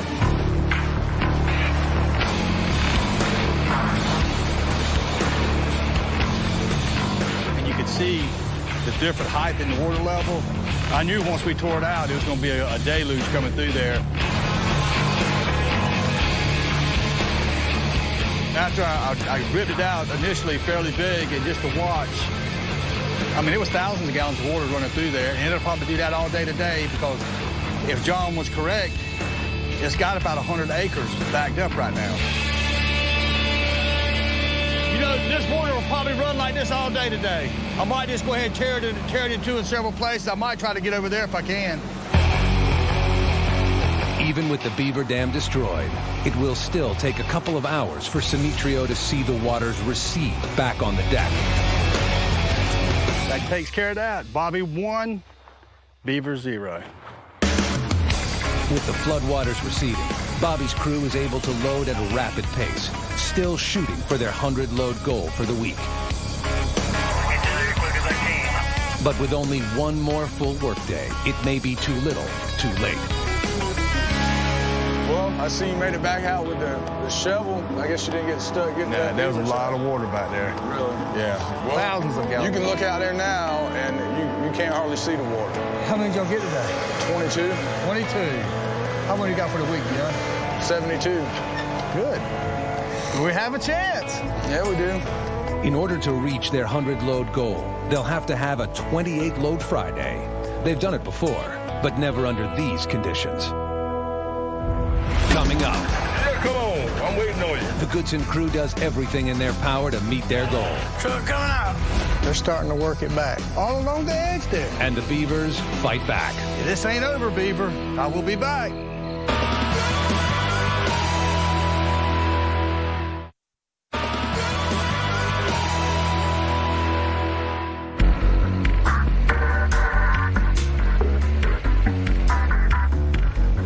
The water dropped a lot. Did it? Good. A lot is riding on this final day of the week at the Smith Tract. Somehow, Goodson's all-terrain has to haul 28 loads to the mill to reach their weekly goal of 100. Yeah, we're trying to get some loads out today. We'll try to get at least 3. 10 for them. With the wet road problems behind them and wood stacking up, they have a chance at hitting their goal and getting their prize bonus meal. Yeah, come on. I'm waiting on you. Coming out, truck coming out. Kind of slick, ain't it? Yep, but the water's gone. Yep. Meanwhile, on the other side of the Smith Tract, Bobby and John Deans of Corbett Timber returned to the beaver dam they destroyed the day before to check on the water level. See if they started their construction project back. Yeah. Wasn't this all water last time right through here? Yeah, all this was flooded. I can't believe how much water's gone. Yeah, well, basically from here all the way back to where Semitro's cut. Well, we've probably saved a lot of trees. Yeah. The water has receded, but the beavers are already busy rebuilding. See, right back there, there's sticks and stuff pushed up. Bobby will have to continually monitor the site for rising water. They're starting to work it back. That's what kills me is how they push dirt. Little bulldozers. Well, they've already holding back about a foot of water. All along the edge there. Yeah. And they'll continue building it till it was like it was. Bobby may have won the battle, but the war is far from over. We'll worry about these jokers next week. This ain't over, Beaver. I will be back. They are something else. How load count look this week? Look pretty good? By early afternoon, the load count is at 15. And with only a few hours left in the day, it's looking doubtful that they'll haul the 13 needed to make their 100-load goal. We should have hit low 90s. Not quite 100, but low 90s. That's still good, man, compared to the week we had. Dave has to give Bobby the bad news. Well, we had a pretty crappy week this week. How many loads we get? 91. Well, that's good. You got 91. The way the week was starting, it didn't look like that was going to happen. Well, we did good. Y'all did good. At 91 loads, the Goodson crew is 9 short of their goal. Bobby will barely make a profit this week, and in the near future, he will have to fight to survive in the swamp. Regardless of his recent troubles, Bobby is proud of what his crew was able to accomplish under such tough conditions. Everybody has busted their tail the last few weeks. You want to cook something? Yeah. Can you make a stew? Yeah. I tell you what, I've had my granny used to make just a homemade beef stew. Yeah. If you get 76 loads, you get a can of potted meat. But if you get a little less than 100, you get a beef stew. Now, if you get over 100, we're talking about steak, lobsters, shrimps, bunch of good stuff. Are they setting out the food tent? I didn't think we got 100 loads this week. That looks good. I guess we didn't get 100 loads this week. I'm going to head on over there. I reckon David messed up on the load count. We tore a beaver dam out yesterday. They've already got the water stopped again. No unemployment in the beaver world. No, sir. Those cats are working. Well, you requested stew, and I came through for you. Oh, yeah. David is our on-the-job cook, loader/chef. It's been a good end to a rough starting week.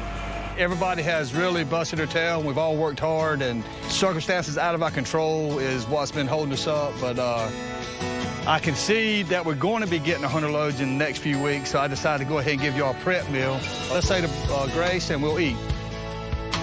Dear Lord, thank you for this day. Thank you, dear God, for all that you do for us. I pray, dear Lord, that you bless the food, watch over us, keep us safe, give us wisdom, dear God. For in your son's precious name we pray. Amen.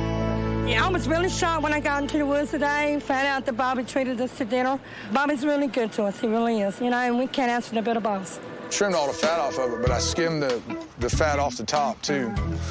I dépouillaged it. You did what? That's a French term. For defatting? Yeah. If this is healthy here, I can eat healthy. Is this healthy? Yes, it is. I mean, well, I can see the light at the end of the tunnel. Who's got a Coke? How did y'all enjoy that stew? Hey, is that what's left of the stew? That's it. That's the lean meat that we cooked for you. Awesome belly soup. Gourmet day. Look at him. Catch this. Come on, Dave.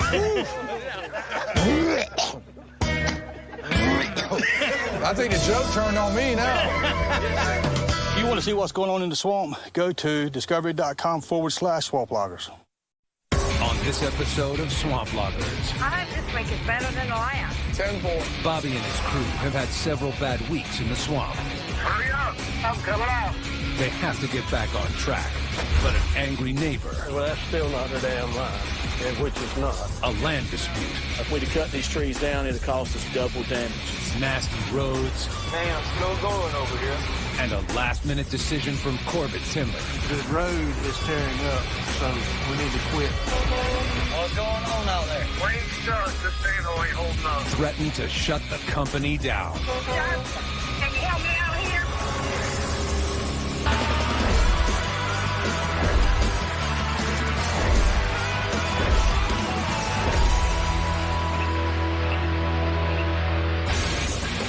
The crew of Goodson's All-Terrain has been battling the swamp for weeks. After a 5-mile road crippled Bobby and his crew. We're losing these roads. We're losing. Cape Fear here? Yeah. Corbett Timber opened up a shortcut out of the swamp. It's going to be a better road to get into the timber. The truckers were finally able to get loads out to the mill. Truck coming out. But it was too little, too late. We've wasted way too much money here. For the 8th week in a row, the crew was unable to reach the 100-load weekly goal Bobby needs to keep his company afloat. We're going to try to tighten up a little bit this week. It is a new week in the swamp, and with it come new possibilities. I hope this week will be better than last. After weeks of dismal load counts, Bobby's operation can't afford another week of lost profits. As the truckers arrive in the swamp, Justin lets them know how many loads they need for the day to start to get back on track. We have to get at least 18 loads because we're in good wood and the road's good now. And we need to start having, we need to start picking it up since we had such a crappy last month. I mean, we got some of the best truckers around, and the last few weeks being so bad, I think they feel bad, and I just need to keep them focused and, so we can turn this losing streak around. If we can get at least 18, as long as the mills ain't got us tied up on quota, we could have good weeks, especially in the wood we're on now.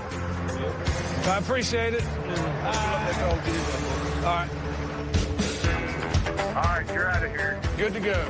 To help Bobby and his crew speed up delivery of wood to the mill, Corbett Timber has found a shortcut out of the swamp. This half-mile road provides faster access to the highway and allows the truckers to travel at higher speeds. The 5-mile road was slowing them way down, and they're hopeful that this shorter, better road to the mill will allow them to hit the 100-load goal.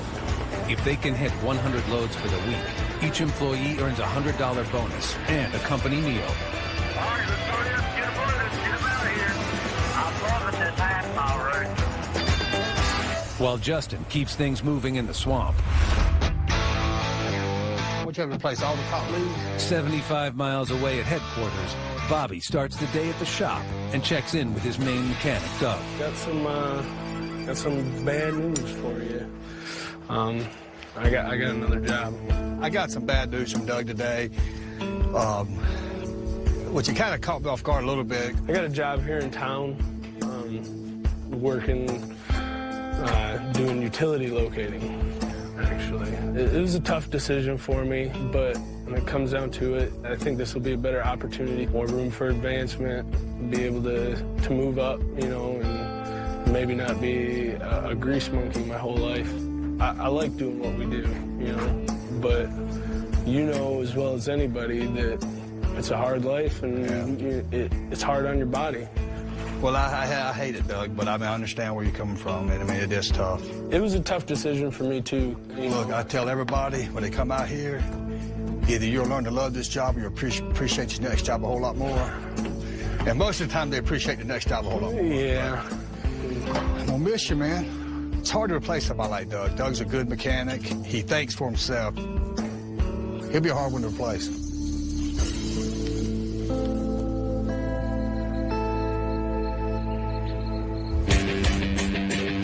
All right, we're rolling. That's number 10. Man, I am loving this ride. Load number 3 for me. Back in the swamp, the crew works like a well-oiled machine. Cutting, pulling, and stacking cypress, tupelo, and gum trees. All right, you're out of here. Who's next? Then hauling them to the mill. That's some pretty wood. Keep it coming. Simitrio is a few days away from cutting the remaining trees on this 70-acre tract. But in the swamp, plans can change in an instant. I think we can try to get some information. Corbett Timber's John Deans and Leslie Davis have been called out by a neighboring landowner. Hey, Sam. How are you? Good. Good to see you. Good to see you. Came out here today to Bobby's job and to meet Sam Porter. He is the adjoining landowner, and he is basically got a line dispute with us. Okay. That's not far from where we were a while ago. Then. Yeah, we just walked down there to see if... Yeah, well, that's still not the damn line, which it's not. Yeah. Corbett's got some area marked that may be the Porters and vice versa. Somewhere along here, there's a road went through a swamp, which went right down the line, all right? Not claiming a whole lot of land. He just says that the line's running from the upper corner down to the river at a wrong angle. The Corbett deed states that the property line runs at one angle, while the Porter deed states that the line runs at a slightly different angle, leaving a disputed area of wood worth $10,000. At one of these, I think it's that outside one. Okay. You got to make sure it's right before we cut the timber rather than afterwards. Then you get into the situation where you've got a timber trespass, you get lawyers involved, and then there's damages included in that. I want to get a copy of this. And Get a copy of it. We'd have cut these trees down, it'd have cost us double damages. We wouldn't have done it ill will or intentionally. That normally leads to what they call triple damages. But we could have been paying Mr. Porter or Mr. Porter's family double what these trees are worth if we'd have cut them down. To try to do the right thing. Okay. And I'll get this back to you as soon as possible. All right. No rush. With the property line in dispute and Simitrio continuing to cut at a fever pitch, Corbett Timber's priority is avoiding a timber trespass. Simitrio, you got a copy? Go ahead, Justin. Can you come on in? John will come by. We need to talk to you. I got a call for John Deere and the radio. Usually that is no good news. Hey, Simitrio, have you started cutting back that way towards that other line yet? No, recently. Okay, when you cut that way, I need you to hold up at least 300 feet back from where that yellow painted line is. It's very important for everybody to maintain the boundary lines. And at this point, we don't have a definite boundary for him to cut up to. If Simitrio is forced to stop cutting, it's only a matter of days before there will be no wood left to haul to the mill, forcing Goodson's all-terrain to shut down. All right, I'll talk to you later.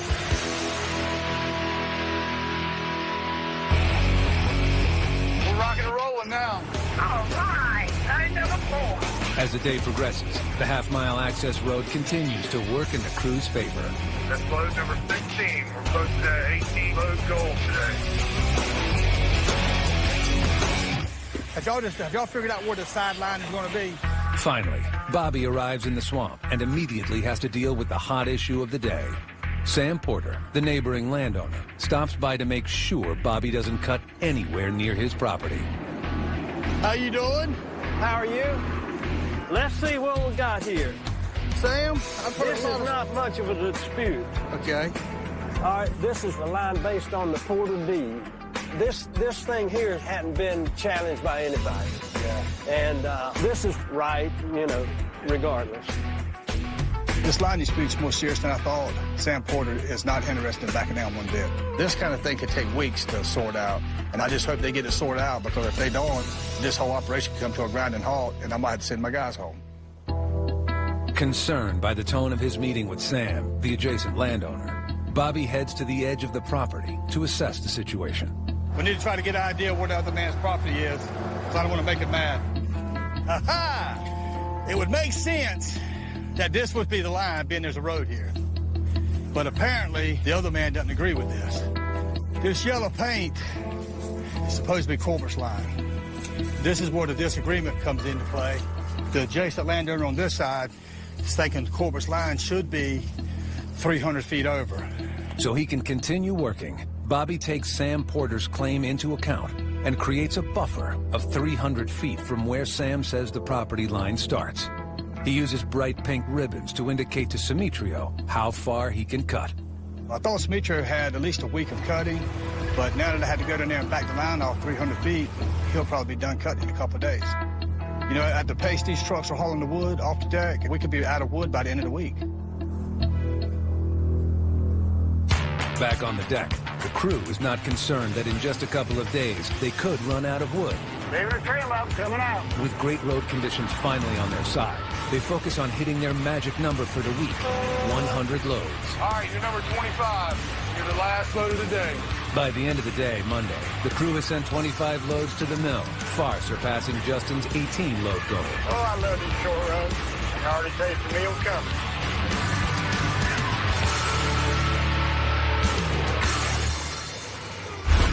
Coming up. The road is tearing up. Conditions in the swamp suddenly go south. What's that? We need to stay off of it. And a decision by Corbett Timber deals the Goodson crew a setback. It takes way too long to get down this road.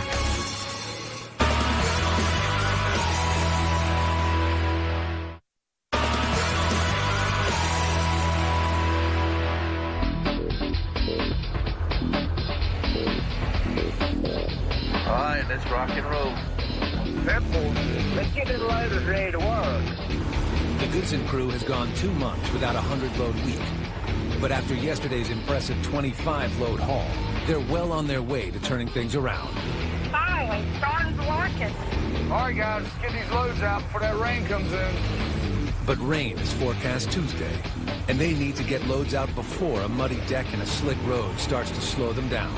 All right, let's get the loads out while the road's still good. All right, let's make it worthwhile. I'll push my truck for you. All right, he's on the road.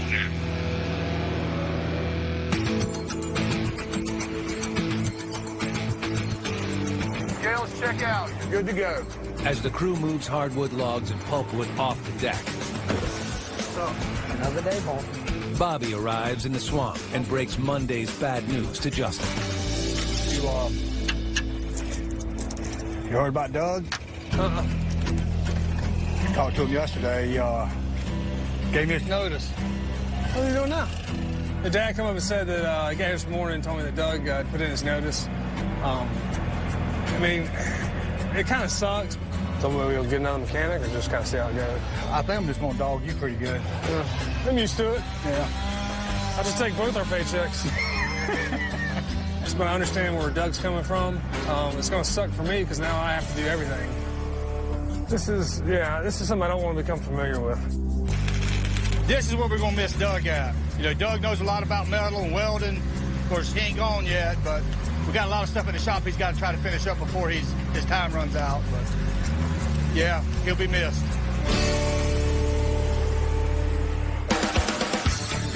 Hey, guys, it's getting real nippy out here. We need to drive through this stuff real slow.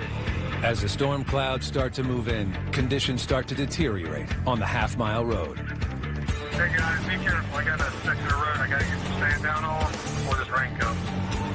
Man, slow going over here. As the crew breaks for lunch, the news of worsening road conditions brings Corbett Timber's John Deans to the site.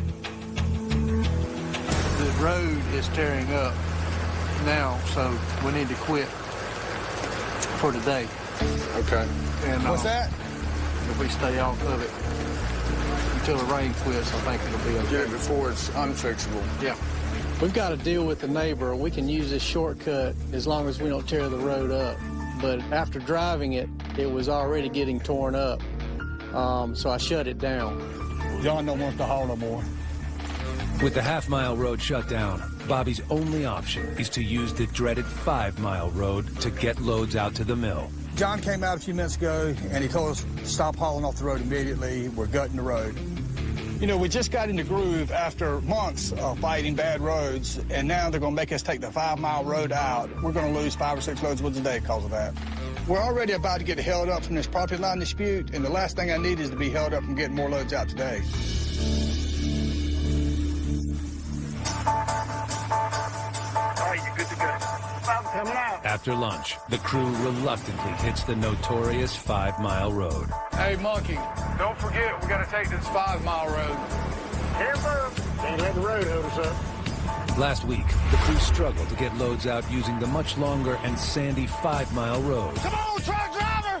The soft sand caused the trucks and their loads to sink deep into the road. I got no traction whatsoever. Load by load, the truckers battled their way out until Corbett Timber gained access to the shorter half-mile road. Man, it's going to take me 30 minutes to get this rain. Forced to crawl along at 10 miles per hour for 5 miles, the truckers are not excited about the change in route. And in the swamp, time is money. It takes way too long to get down this road. That's 18. I'll take one more for today. Looks like this road never ends. By the end of Tuesday, it's clear that the long road has hurt the crew's load count. They have sent 19 loads to the mill, 6 less than the previous day. However, they do have 44 loads for the week and are on pace to hit 100 by Friday. With the day winding down, deeper in the swamp, Simitrio continues to cut, inching closer to the disputed property line. Simitrio, you got a copy? How much you got left to cut? Is it just that wood behind the loader?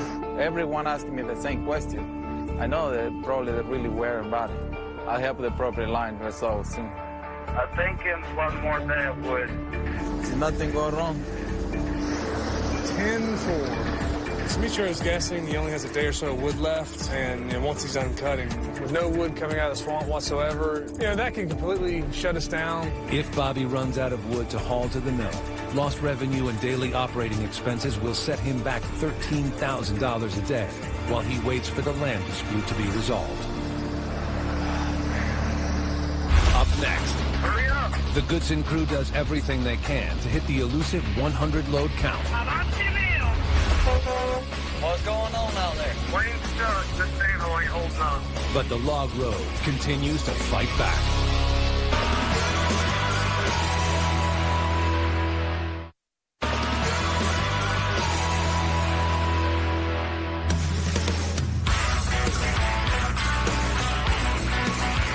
Let's go. You're number 46 for the week. We fell behind a little yesterday. We've got to get 20 today to get caught up. Hurry up. I'm I'll see you guys in a bit. Using the sandy 5-mile access road, the crew of Goodson's all-terrain is having a miserable time getting wood out of the swamp. But with 44 loads already under their belt this week, All right, I can take that mill. they are well on their way to reaching their 100-load goal. All right, your truck's loaded. You're good to go. All right, I'll be right back in a bit. That's a nice one. Yeah. Up here, it's in dispute, so. Without any resolution on the property line dispute, and with only 1 day of wood left to cut, Corbett Timber's John Deans and Leslie Davis survey the land in question. We came in here and backed off about 300 feet. Well, a few degrees off on a compass and a bearing. How long is this line supposed to be? A mile from that corner? 5,000 feet. When you're talking over that distance, you could be talking 5 or 8 acres in that triangle. Yeah. This kind of timber, you slip up and cut somebody else's trees, you're in trouble. Yeah. And now we're going to bring a third party in to settle it out. Figure out exactly what's going on. With Corbett Timber and landowner Sam Porter at an impasse, Corbett has no choice but to bring in a survey team to determine the actual boundary. You said the surveyor will be here? Yep. All right. Okay. We'll get it solved then, won't we? Yep.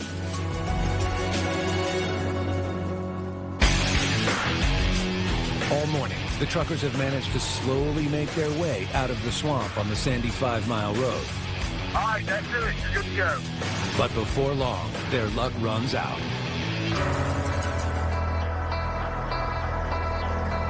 While I was coming out that first driveway, I got stuck. What's going on out there? Wayne's stuck. This sand hole ain't holding up. I'm gonna have to push him out. Using the dozer, Justin manages to push Wayne out, but not before another truck gets stuck. Yeah, I'm in the dozer all day today, just trying to keep trucks in and out. So I'm trying to stay in contact with the trucks, you know, who's coming in, who's going out. And so it's just a constant on the radio, trying to find out where everybody's at. Justin, can you help me out here? We still moving, but the slow bucket still moving. Can't stop. While most trucks have slowly plodded their way along the road, Monkey has come up with his own way to overcome the conditions. Get out of the way. I'm coming through. I don't know what gear he hit it in, but he had to be going 40 miles an hour. And he ended up making it all the way through.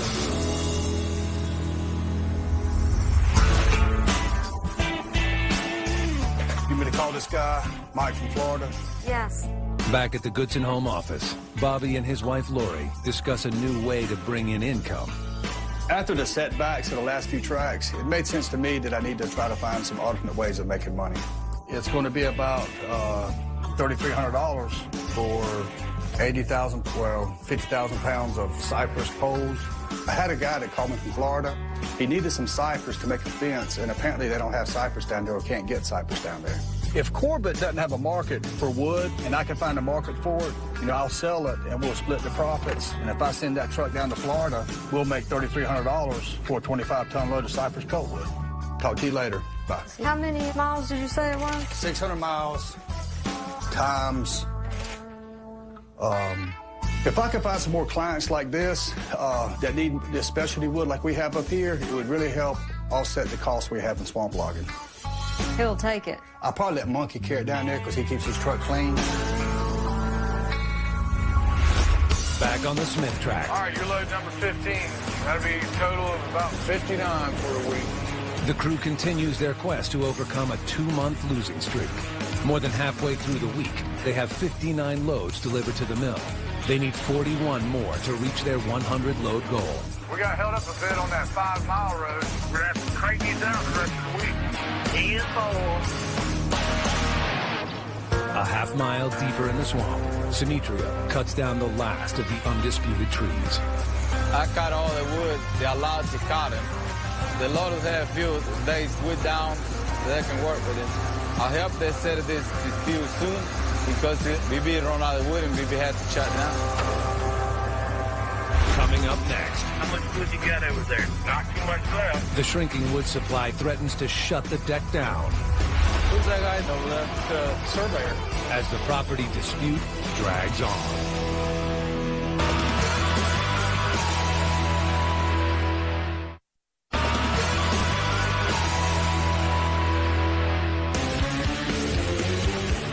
It's a new day in the swamp. All right, Joy. First load of the day. Hurry back. Let's see if we can earn a mule this week. 10-4. While trucks are hauling loads to the mill, the loggers have a new problem. How much wood you got over there? Not too much left. The property line dispute has forced Simetrio to stop cutting. And with less and less wood being pulled to the deck, it's only a matter of time before there is no more wood to haul. When there's no more wood to haul, no one makes any money. I bet you have a little bit of tomorrow. Careful. I run out of wood, God. I don't like it. I have nothing to do.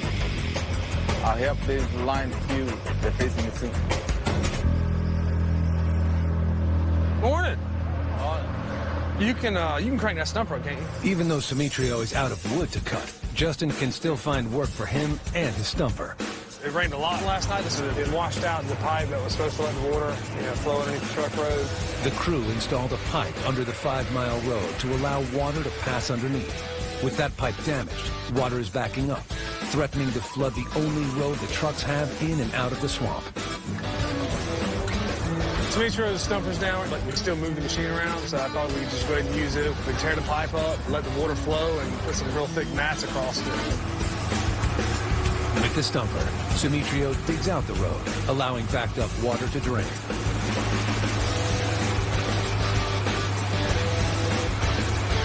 As Simetrio scoops up the remains of the broken culvert. Hey, days longer. The trucks are backing up. All right, it'll be a couple minutes. We just put the mats down.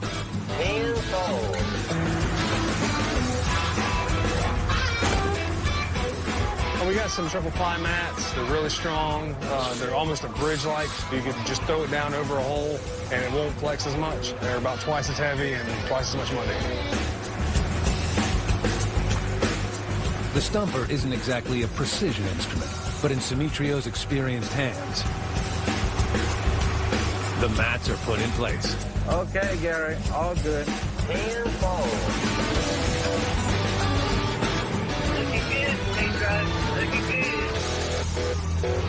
With the road repaired, the trucks can once again haul their loads to the mill. Wow, this road is holding up great today. Ironically, the rain is now helping the drivers. The 5-mile road is made of soft sand, which when too dry offers little traction and can cause trucks to sink. But when the road gets saturated, the sand compacts, giving the trucks a harder and more reliable surface to drive on. All right, this is going to be a great day. Another minute or two quicker would have been all right. I got you. And while the trucks head off to the mill, Bobby arrives on deck, eager to get the property line dispute resolved and Simitrio back cutting. Trying to get it for him. It's going to take all day to get it out. Who's that guy over there? The surveyor. The surveyors that Corbett has hired to mark the property line arrive in the swamp. You get a surveyor in with his instruments, and you can exactly put that piece of property where it needs to be on the earth. A surveyor with a laser instrument can survey a line within several hundredths of an inch. Get it that accurate. The survey team uses measurements from the original land deeds, I moved down right there. as well as physical landmarks to determine the exact property line. You know, we're kind of in a jam right now. We got a line dispute, a boundary dispute over here, and right now we have to wait on the surveyors to see where the property line is, and depending on where they mark it, we could be out of wood. And if we're out of wood, we're shut down. The crew now has 68 loads, 32 to go to hit 100 for the week. But the loaders and truckers are slowly starting to run out of the wood stacked on the deck. Do you think we're going to have a shot at that 100, or we don't know yet? Yeah, We just got to wait and see. Stay on it. Just as easy as we do, Al. Yeah, man, I appreciate you fellas hustling today and getting us what loads we have got. We didn't get very many loads yesterday. The 100 this week is looking kind of bad. All right, Dave. Appreciate you loading me up real quick. I'm going to see if I can get back out of here. Maybe we can rally up and pick it back up to 24, 25 loads. That will help in our load count for the week. But the load count isn't the only thing on everyone's mind. Oscar, hear about our buddy Doug? I ain't heard nothing about that. I heard a little schedule. I didn't know if it was true or not. yeah. Maybe if we get 100 loads this week, we'll do a Benefit lunch for him. to send him on his way. I hear you. Whenever the crew reaches 100 loads, Bobby rewards them with $100 and a free meal cooked by Chef Dave. Maybe to be good enough, he'll change his mind. That's bold. Well, look, a guy called me from Florida. He needs at least 50 pieces of cypress. He's going to make some kind of fence with it or something. And because you keep your truck clean, which it ain't clean now, but you normally keep your mess clean and ready to go. Do you want to carry it down there? Yeah. Yes, sir. I'll be glad to. Bobby asked me to go to Florida. I've never been down there before. And I'm kind of looking forward to doing it. You know, you're welcome to get a motel, and I'll give you the money for all that stuff. I get paid about a mile, so however far it is down there, I'll get paid just like we haul around here. I'm sure he'll look out for me. Bobby's a good man. He's not going to send me all the way down there that far for nothing. I'm sure he's going to look out for me. We'll try to get the trailer loaded, ready to go, and then if you want to leave Friday morning to head down there, that'd be cool. All right. We'll get Justin to carry the pressure washer out there. All right. So I can wash that. I had it clean, I was sweating. I know it. Monkey got this haul because he is good about keeping his rig clean, keeping everything up to snuff like it should be, and he's going to represent us, you know, for 1,200 miles on down Interstate 95. So I wanted the truck to look good. And so he got the haul, and he'll get about $600. He'll do nice off this load. We'll see you, Monkey. All right, All right, DJ, back on in. Got a copy, Dave? Yeah. How many you got out so far? Next to make 26. is great. 26 loads is kind of bittersweet. On the one hand, we're making money and hauling wood, but then on the other hand, we're clearing the stacks of wood on the deck, and I just hope that we don't clear all this wood out before they get this property line dispute settled. Y'all just keep it up, and we'll see y'all in the morning. Hopefully the sun will shine tomorrow. 10-4 in the morning.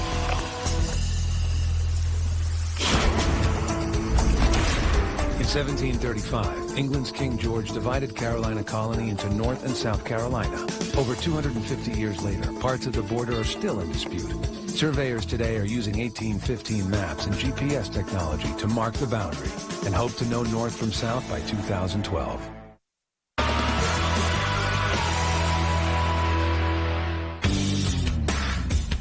At 6 a.m. Friday morning, the crew gets in early, dead set on cranking out 15 more loads to hit 100 for the week. Everyone wants $100 and a big meal to end the long week. What's the load count for the week so far? 85 so far. Still looking pretty strong for getting that bonus. I hope we get 100. I'm looking forward to a big route. Let's get 100 loads first. Morale is high, but no one knows if there's enough wood stacked on the deck to fill 15 truckloads. Hey, generally, how you guys doing on wood? I'm hoping to that's the case. With Simitrio no longer cutting due to the property line dispute, the skidders are almost out of wood to drag back to the deck. Well, let's just keep our fingers crossed. Meanwhile, a half-mile away. I got it. Corbett Timber finishes the survey of the property line.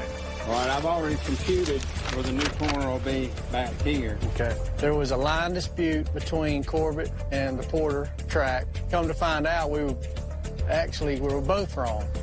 Corbett's survey team found that the property lines on both the Corbett and landowner Sam Porter's deeds were incorrect, leaving the actual property line undefined and open to interpretation. Neither Corbett nor Sam Porter was right. We're going to show this to Mr. Porter and see if we can get this resolved once and for all and get Bobby back to work. Back at the Goodson shop.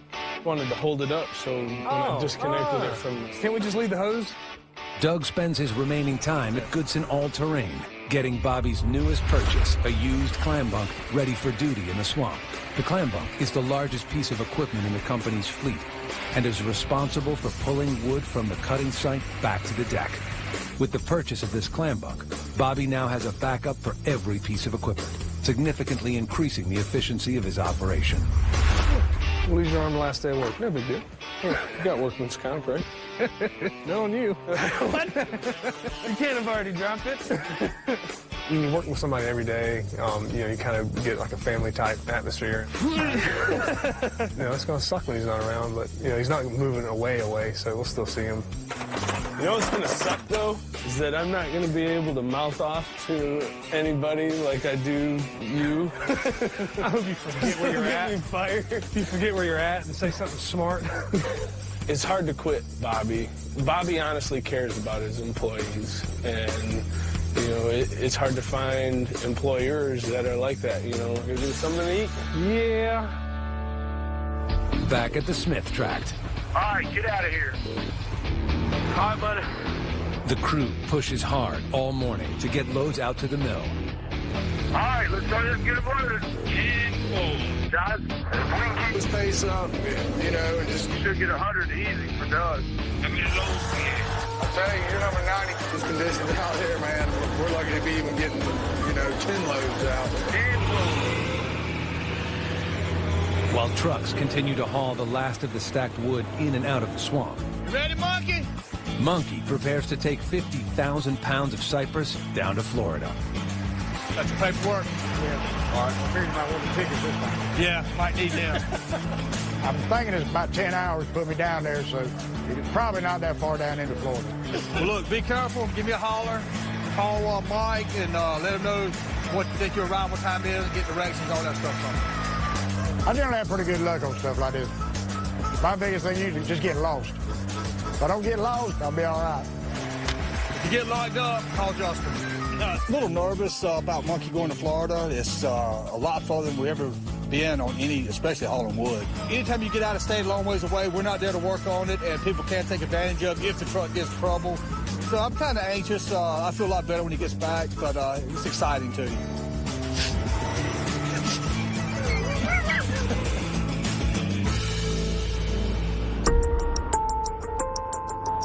After a morning of meetings, Corbett Timber's David Robinson arrives to give Bobby an update on the property line dispute. How you doing today?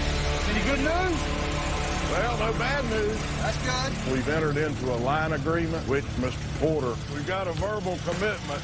The line agreement means that we didn't take their version, we didn't use our version, we split the difference. Corbett Timber and Sam Porter have agreed on a new property line, freeing up the remaining portion of the Smith tract for Simitrio to cut. We actually put a brand new line in. Sam agreed to it, we agreed to it. We drew a line agreement up and we registered in the courthouse. And so now it's written in stone, so to speak. And that's not the only good news for Bobby and his crew. So, well, they more or less told us that we've got a verbal commitment. We can cut Mr. Porter's property and pull it right here to this deck. There are some logs in there, so... Sam Porter has offered Corbett Timber and Bobby the opportunity to log the timber on his property. And he's also approved hauling his timber to the Goodson's current deck on the Smith tract, saving Bobby $6,000 in moving costs. When Sam decided to cut his timber, that was a godsend because it's right beside where we're at. We don't have to move anything. All Smitrio's got to do is just start cutting on Sam's timber. And we're actually going to put the wood right back here to the old deck to be able to find another truck of timber right where we're at. It worked out good for us. With the stacked wood dwindling on the deck, Simitrio wastes no time and heads out to Sam Porter's land. Okay, Simitrio, this side's Corbett. This side's Porter. Okay. And all the wood from that track will be separated to this one and this one separated from the other one? Yes. Yeah. Water's kind of high in the river. Right away, they spot a small but typical obstacle, a beaver dam. Oh, yeah. Beaver dam. Goodson's all-terrain is no stranger to beaver dams. The dams back up water and flood the area, killing timber and making it impossible for Bobby's machines to work. So before Simitrio can cut, he has to destroy the dam. Using the 8,000-pound head on his feller buncher, Simitrio breaks up the dam, and thousands of gallons of water rush out. So this is the lake because the water is probably about 2 or 3 foot deep. That kind of water we cannot work in, it's just too deep. We had to get rid of the water to work.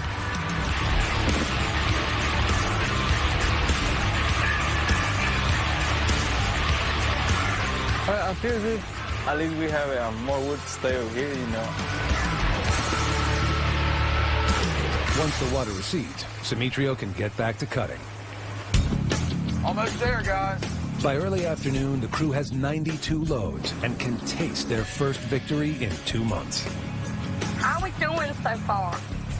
Tell you what, you're 92, and if you keep this pace up, the rest of the time we should get it. I just hope we don't run out of wood. So when we finally hit 100, it'd be nice to do it for Doug. 10-4. Coming up. 6 more to go, guys. The race to reach the 100 loads enters the home stretch. I can taste that mill on it. And an important member of the crew says goodbye. I'm gonna miss you, man. I'm gonna miss you.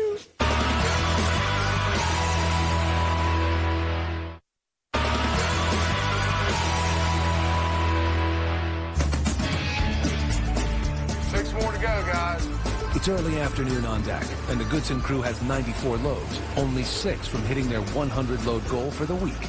What do you tell you? If y'all help us get in and out of here quicker, we'll go quicker. 10-4. As the crew pushes on, 75 miles away at the Goodson shop, Hey, get out of the way, son!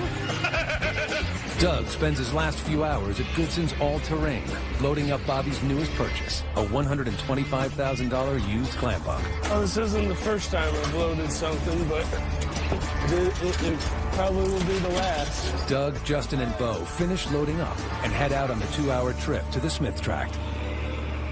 Meanwhile, deep in the swamp. Wow, there's no sign at all of the beavers. All the water gone. Simitrio does one final scout of Sam Porter's land, checking on the water levels before he begins cutting. See, the water was all the way over here. You can see the level of water go all the way over there and all the way over there. 1 inch make a big difference over here in the swamp. It was a blessing that the guy that owned this wood there, he will have a dispute with John. We never thought that he was going to sell his wood to him. It was a blessing for us because we don't have to move the loaders and we stay in the same place. We can put all the wood to the same. Whew. For another bit, we'll have lunch with me. Let's go back to cut some wood.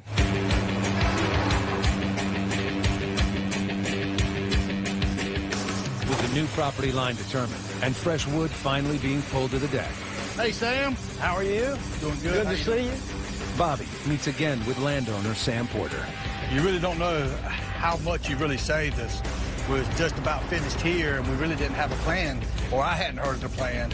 But I'm glad y'all worked it out where we could stay here another week or two longer, maybe. Oh, yeah. Yeah, well, I'd like mine cut, and I think there's no reason not to just, pretend to go ahead and do what you're supposed to do. All right, Sam. I appreciate it, man. Okay. Thank you again. With only a few more loads to go until they reach 100 loads, their bonus and a free company meal, the crew picks up the pace. All right, guys, over 2 more loads. All right, I can take that meal already. All right, your truck's loaded. You're good to go. All right, 1 more load to go. All right, man, what you got for me? Mr. 100.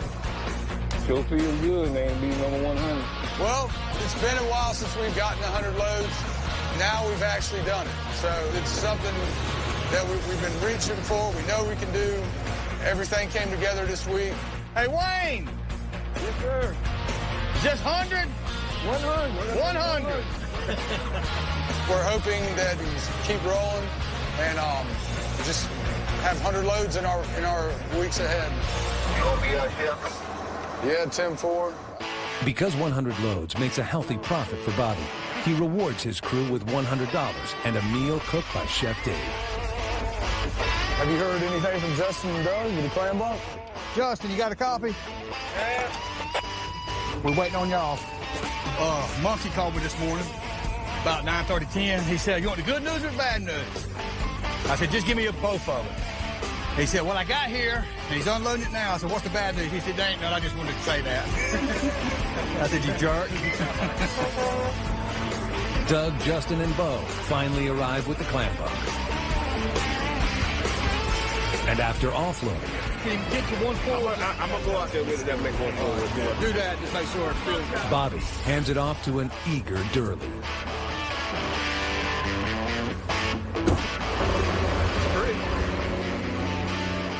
Hope it works. Bobby's been talking about getting me a new one for a long time, and he finally got me one, and that piece of equipment is great, man. I have to say, everything is tight on it, and, well, we're going to get into a long pool, and I'm glad that they got it on over here, too, because I think we got about 25 more acres or 30 acres that we got to get, and I think they want to pull it all to this deck here, and we really gonna need it. Hey, guys, let's go eat! Don't touch my food. You know we had to kick out 100 for you this week. Appreciate it. The guys knocked out 100 loads this week. It was nice, I got to come down and have one last lunch from Dave and the crew. Everybody, y'all tear up something today, because this is Doug's last day, so we got to work the crap out of him before we leave. All right, guys. We'll see you later. Not to sound, but I think everybody likes me. I lighten up the mood and can usually make everybody laugh. I'm going to miss you, man. I miss you, jeez. I think I'll be missed. Thank you. Doug's a good guy. He will be missed, and hopefully he'll get over there and not like it and come on back. I just had to give Doug a kiss. Yeah, give him one for me. Want to learn more about life in the swamp? Go to discovery.com/swamploggers. On this episode of Swamp Loggers, I smell females. Feel my heart speeding up right now. spirits are high in the swamp Hey. as Dave reunites with a long-lost sister. Oh, my God. But they come crashing down again when Bobby must fight for the right to keep logging. We've been logging for 4 generations. That paper don't make nothing no safe. Okay, if you having a heart attack and I'm not getting having a so heart attack. stressed and serious illness takes down one of their own.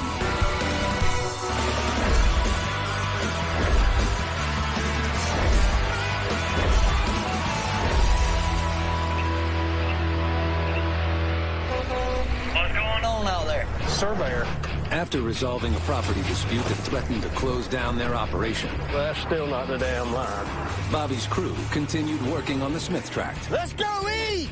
and delivered a 100-load week for the first time in 2 months. 100. 100. We finally had a great week. It's about time. All we got to do now is keep the ball rolling. But this morning, Bobby's shifting his attention away from the swamp to take what could be a life-saving delivery. I'm ready to work out now. I am too. I'm ready to get it here. Several months ago, I had pulled a muscle actually in my chest. It felt like a heart attack. In our family, you know, heart trouble is rampant. All of my uncles, my dad, everybody had open heart surgery around 50 years old. So me and Lori talked about it. We decided to get some equipment to help work out. What you doing? Hey, Darla, you mad? I guess. You know, I've sweated out in the swamp for 20 years now, and it's really all for one reason, so I can come home and be with my family. Okay. I have to go. I'm sorry. That's okay. Where you going? She's at the doctor's appointment. Got Emma here. She's little, and I want to see her grow up and be married and have a family, and the only way I'm going to do that is take care of myself. Depends on what chart you look at, but I know I'm at least 70 pounds overweight. Ooh, that's wrong. 269. Ooh. Bobby. Solid muscle. Got it ready? Tell him. Say, do it, bye-bye. Check your heart rate. Maybe I ain't done nothing yet. Well, what are you doing? Setting the weight. That's why it's taking so long.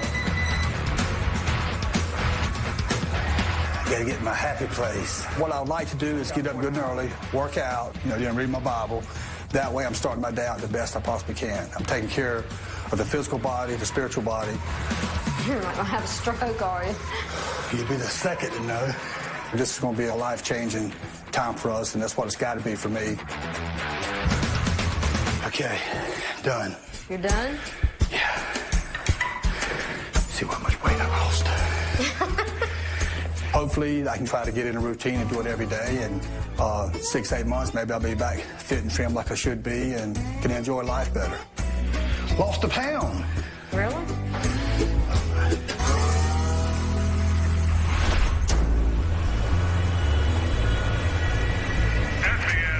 Take it away. Appreciate it, Dave. Right back. With Bobby making a late start to his week, his son Justin handles the Monday morning startup in the swamp. We thought we were going to finish up in the next day or two and get ready to move out. Smicho's actually done cutting, but found out today there's another little piece up there, a little slough. They probably ain't about 11 acres. They want that cut before we leave, so it'll be probably another half a day cutting. Just something a little extra before we get out of here. John's going to come and flag it. How far are they behind you? Well, about a day and a half. Real problem today is the mills. The yard's pretty full, and pulp mill's not even taking wood today. The swamp loggers are constantly juggling the demands of several local mills. Good quality, larger logs head to the lumber mills for use in construction-grade lumber or veneer. The smaller trees are sent to the pulp mill, where they are chipped to make high-value paper products. Me and Dad, we have to make sure we're pulling the right types of wood that the mills are hungry for. And if they put us, on quota or slow down, it can turn into a real headache. And right now, I'm just trying to keep the trucks moving. We're just going to haul as much wood as we can like we normally do. To keep things moving, Justin has put the company's newest purchase, a used clam bunk, to work while the older one is being serviced. Shirley, how's that clam bunk going? You got to really pull good. I want to talk about any new equipment there, boys. I don't think you're in the mood, honey. Ain't these lines backwards on this truck? Yeah, they're backwards on them. I didn't know Sunday sun was on. Gary, Bobby's top-producing driver, normally mans the newest truck in the fleet. But today, he's stuck with the oldest, a 20-year-old backup that rarely leaves the swamp. You look good in there. Gary's truck messed up. They had to carry shots from one of the clutches going out in it. So the super truck driver has got to drive the old backup truck. I kind of feel sorry for him, but then again, I don't. He ain't going to like it. When it comes to the Green Lizard, our spare truck, these boys are really such candies. Fuel gauge don't work anymore. You don't? Yeah. No. You got to twist the key off and choke it off. Top cab lights don't work. First time I drove it, I had to hold a flashlight on the speedometer at night. Oh my God, they're just like babies. They whine, you know? Here it shakes it. The whole dash. You can't lay nothing in the seat. I put my clipboard in the seat of everybody every 2 miles. I had to catch it and pull it back in the seat. I'm going to go ahead and tell you, y'all spoiled. That's all it is. Y'all just spoiled. I might be. I don't care. It's not my trade. That's what I don't like about it. It's not my trade. Well, it should work. Do what you got to do. All right, Wayne, you're all good. Get on out of here. We got some new sawbucks coming in. We got to make some room on the desk. We got 2 new sawbucks today. We're trying out and see how we like them. The sawbuck is attached to the loader, and that's what actually grades the wood out. The loader man, there's different marks on it, and certain trees, they want certain sizes to go to different mills. And that sawbuck has all the measurements on it, where all he has to do is pull up to a mark, cut it, stack it, throw it on the truck, whatever. Our sawbucks we have are about 15 years old. These are so old, they've been repaired over and over, and they can't hold up like something new. They cost about $20,000 a piece, but so you have to have one $20,000 piece of equipment go down, and stops the entire job. Those damn things are huge. You need to grab it closer on that end, because that's going to be the balance side. You know where to grab it. When you're buying equipment out here, anything to do with logging is going to go through a lot. If it would have broke down, I would have loaded it right back on the flatbed and said, take it on back. But they're built to withstand stuff like that.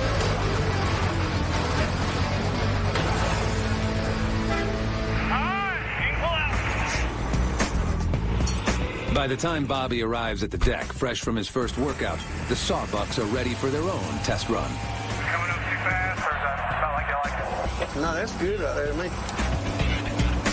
They're going to let us demo them for a little bit, and about a week or so, we'll see how they work, and if they do the job, we're going to purchase those if we can. But the deliveries in the swamp today don't stop with the sawbucks. Hey, Dave. Looks like you got a special delivery. Heading to the deck. If it's what I think It is. I think all y'all going to be happy. We got a little thing going that we get 100 loads, I'll feed the guys. And, David is our on-the-job cook. But we've had this old grill we've been working with, and it's not the best in the world. So he started looking online and asking a bunch of people about different kind of cookers. And lo and behold, I look up today, and this guy's coming in with this beautiful Tiger Cat yellow, black trim grill.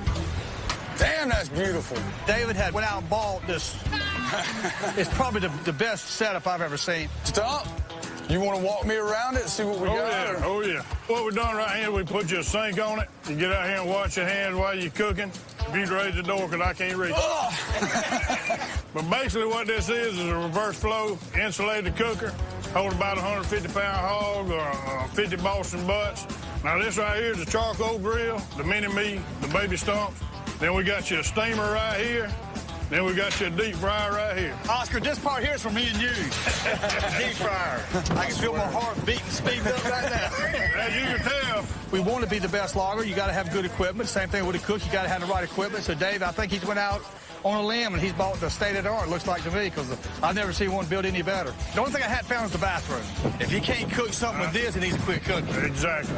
Man, all we're missing, well, charcoal and some meat to put it on. Right. There's no way Dave's going to be able to work anymore today. I mean, he's just way too excited. I think I'm going to let Dave knock off early and take his new shiny grill on over to the house.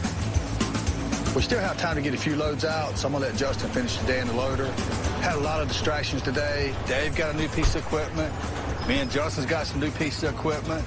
Hopefully, we can get our head back to the game tomorrow. All right, guys, you're going to need 100 if you want to eat off that grill. Coming up. I had a little adventure. Yes, Dave. Gary gets the mother of all tickets. We call it a knee banger. It went from his waist to his knees. And later, a crew member goes down. I'm down here at the hospital now. They thought it was maybe his heart.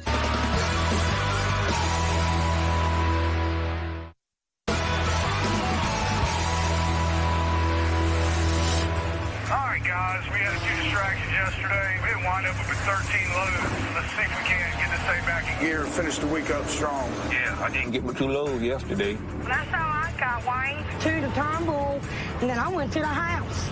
A slow start Monday, hampered by pulp mill closures, resulted in a disappointing 13-load day, 7 short of their 20-load daily target. So Bobby Goodson's swamp loggers press ahead through Tuesday and Wednesday, cutting and hauling the last of the logs off the Smith tract. Okay, guys, it's hump day. The pulpwood mill's not taking any wood till after 5, so we need to concentrate on them logs. Got a load coming up right now, Dave. Despite more mill restrictions, logs flow at a steady pace out of the swamp. Got any wood stacked up? Oh, yeah, baby, they got us down here. By Wednesday evening, the counts have improved. Got 20 yesterday, 19 today.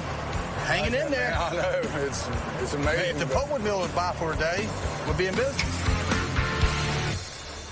But by Thursday, they're still 48 loads short of their 100-load weekly goal, a target that clears a healthy profit for the company and rewards the crew with a gourmet lunch cooked by Dave.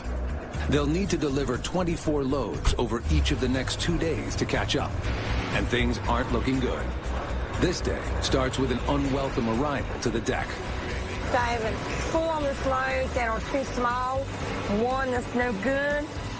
The Turnbull mill has rejected some of Joy's hardwood logs for being smaller than the minimum 10-inch diameter they require. Turnbull, located 30 miles away, is one of the main buyers of Bobby's hardwood logs. The problem we're having right now is just seasonal. We're going into warm weather and we've got too many logs on the yard, so we are backing off on our purchases to maintain our inventory so it doesn't spoil. When we're this full, we tend to put on magnifying glasses. We're looking at logs for defects. We're being a little pickier on our specifications, and we're also trying to increase our small end diameter. If we can't maintain a balanced inventory, we will cut everyone completely off until we can. He said for now to make sure they're 10 and above because they're very picky. Yeah, that's what I figured. Yeah, we're pitched to the paper mill before they cut us off.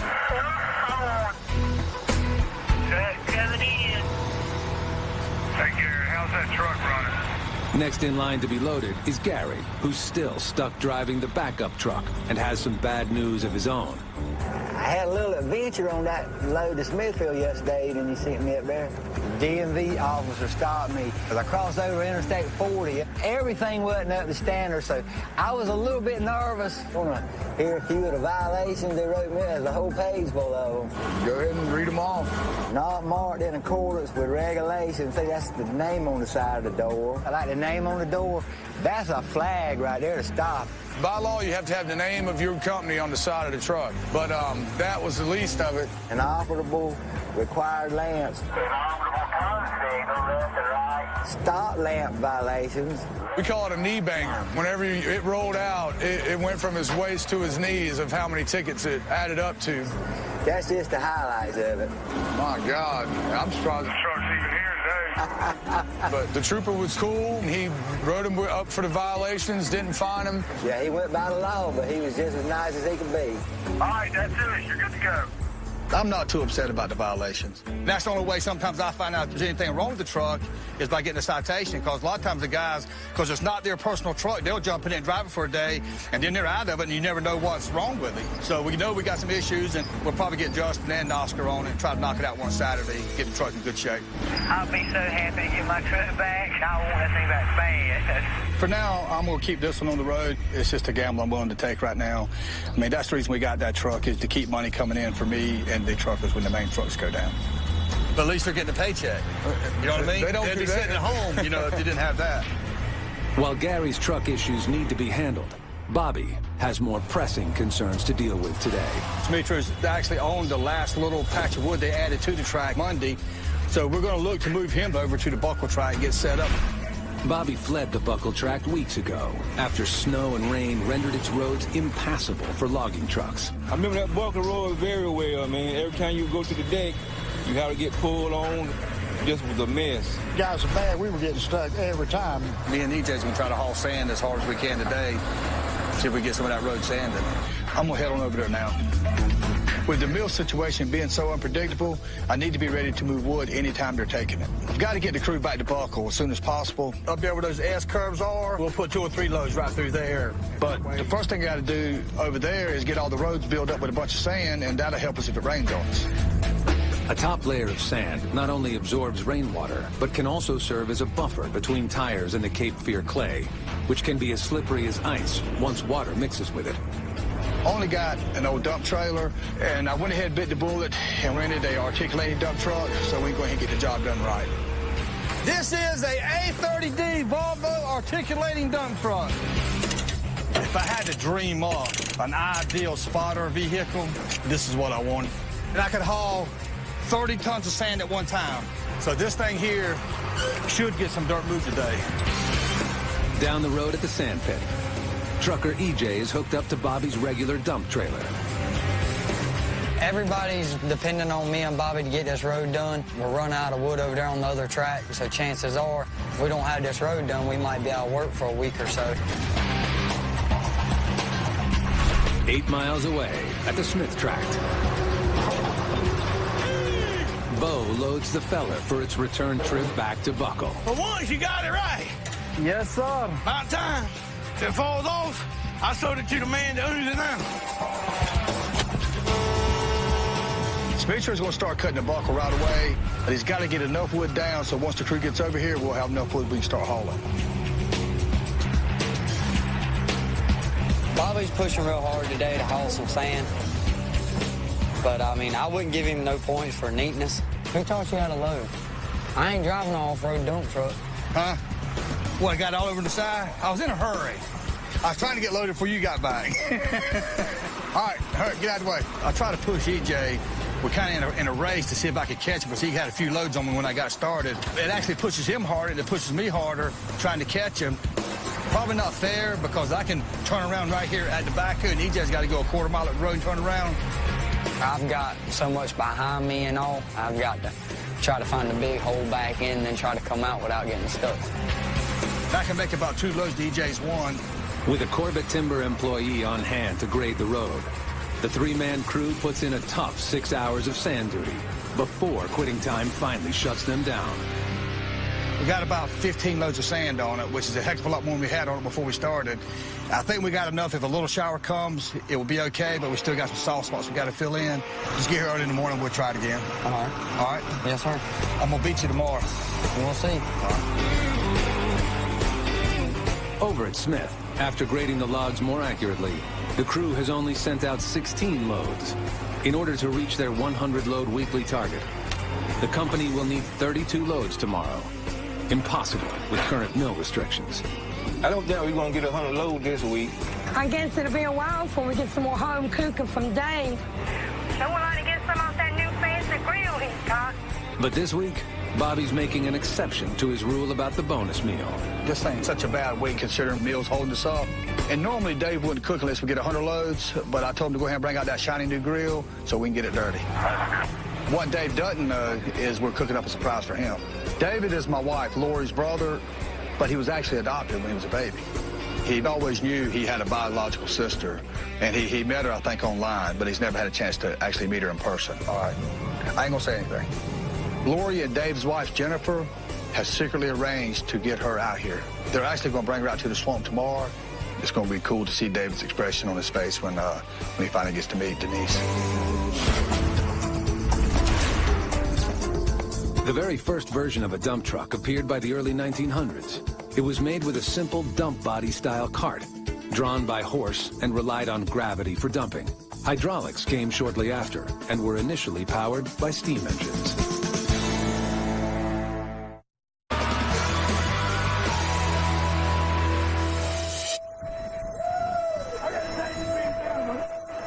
It's Friday. Bo resumes moving the first wave of equipment over to their next tract, Buckle. Simitrio has already started cutting.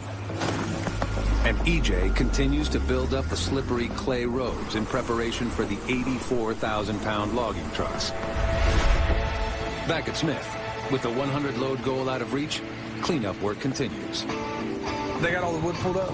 Yeah, everything is on the hill. It's pretty deep. We can walk out there and we'll set up out there and start. We're gonna let Dave finish up here and move William down the road and start stacking the last of the wood. The last remaining trees that Simitrio cut here are at the back side of the tract, which could mean an hour-plus round trip for the skidders for each load they pull.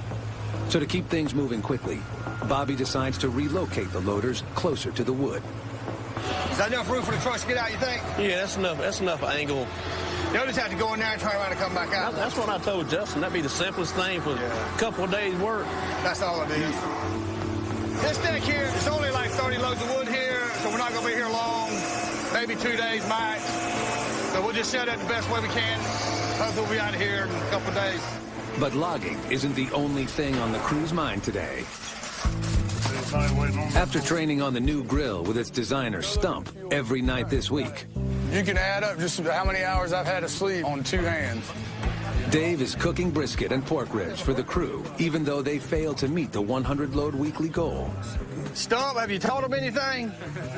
I guess we got to be the guinea pigs for the first time that Dave's tried the new grill out to see how it works and all. Everything's ready? Oh, it's ready. You started off, Leslie. I don't mind. I've noticed that a lot of our business associates have been showing up on days when Dave cooks. I'm sure it's just a coincidence. That's enough. Get out of there. It was some good food on it. It was amazing how good that thing cooked. That's some good stuff right there. It is. I'll be back next Friday, same meal. But I know this is not going to happen very often because 99 loads don't even get you a bologna sandwich. We got to get 100 loads. So next time we got to work for it. Is that thing capable of cooking potted meat? Cook anything you put in it. That's what we're going to be eating after this. The way the meal's doing. The food was so good, I almost forgot about the birthday surprise we had for Dave. He doesn't know it, but he's going to meet his biological sister for the first time. Is everybody's belly full? Yeah. Go pull some trees then. By the time Lori and Jennifer, Dave's wife, showed up with a special guest, Dave was still cleaning up. Yeah. When they pulled up, I actually met Denise before David did. How you doing? I'm good. He wasn't even looking her way. He's coming. I smell females. Hey! I thought I smelled y'all. I was talking to my sister, waiting for Jen, I thought, to come around the back of the truck. Say, sis, you missed the hot stuff. Oh, my God. Hey. Y'all rock. Why y'all doing that? I was really shocked and couldn't believe it. To see her come around that vehicle was, just, it hit me. And seeing somebody that I've only seen on Facebook, it was amazing. It was great. It was cool to see the raw emotions and everybody's hugging and slobbering off each other. To see the expression on people's face. It's something that we'll never forget. Damn, y'all. Surprise. Thanks. I can't believe as many people knew and it never got back to me. My wife is the worst on holding any secrets or anything. So you knew who she was right away? I think I've seen her face a few times. Hey, baby, are you crying too? You're not Daddy. We've been in touch. We haven't been talking very long, not even 6 months. Hopefully we'll spend more time together, just catch up on the 40 years. The 40 years that we haven't known each other. My God. I don't even know what to say. Happy birthday. Thank you very much. Surprise. My God. We can make up for a lot in a short amount of time. I'm a little baby. I'm sorry. It's okay. Knowing him now is going to change everything. We all want to be a part of each other's life, so definitely, it has expanded my family, and hopefully we can add a little to their family that's already really huge. Y'all about the same height. I mean, really. How ironic is that? I swear. Sure. This is a piece of puzzle that has been missing in David's life, and it's great because you're always going to wonder, who is my sister? What is she like, and all that. Well, now this piece is finally put together. I mean, it's really a good day for our family, for David's family, and I can't believe that the girls had pulled this off. So is that your loader down there? Yeah, I'm the one on the right. That's Bobo. He's loading Joy's truck. All he's doing is loading her so he can get her out of the way so he can probably get his truck in there. So. Oh. This day was really something. I still can't believe it. I know. I guess our swamp family just got a little bit bigger. 1, 2, 3. It's just, it was amazing. There's no more I can say than this has been a special day, special week. Coming up, problems with the move send Bobby through the roof. We've been logging for 4 generations. Calm down. That paper don't make nothing no safe. Okay, you having a heart attack and I'm not getting having a heart so attack. stressed. It's just stupid.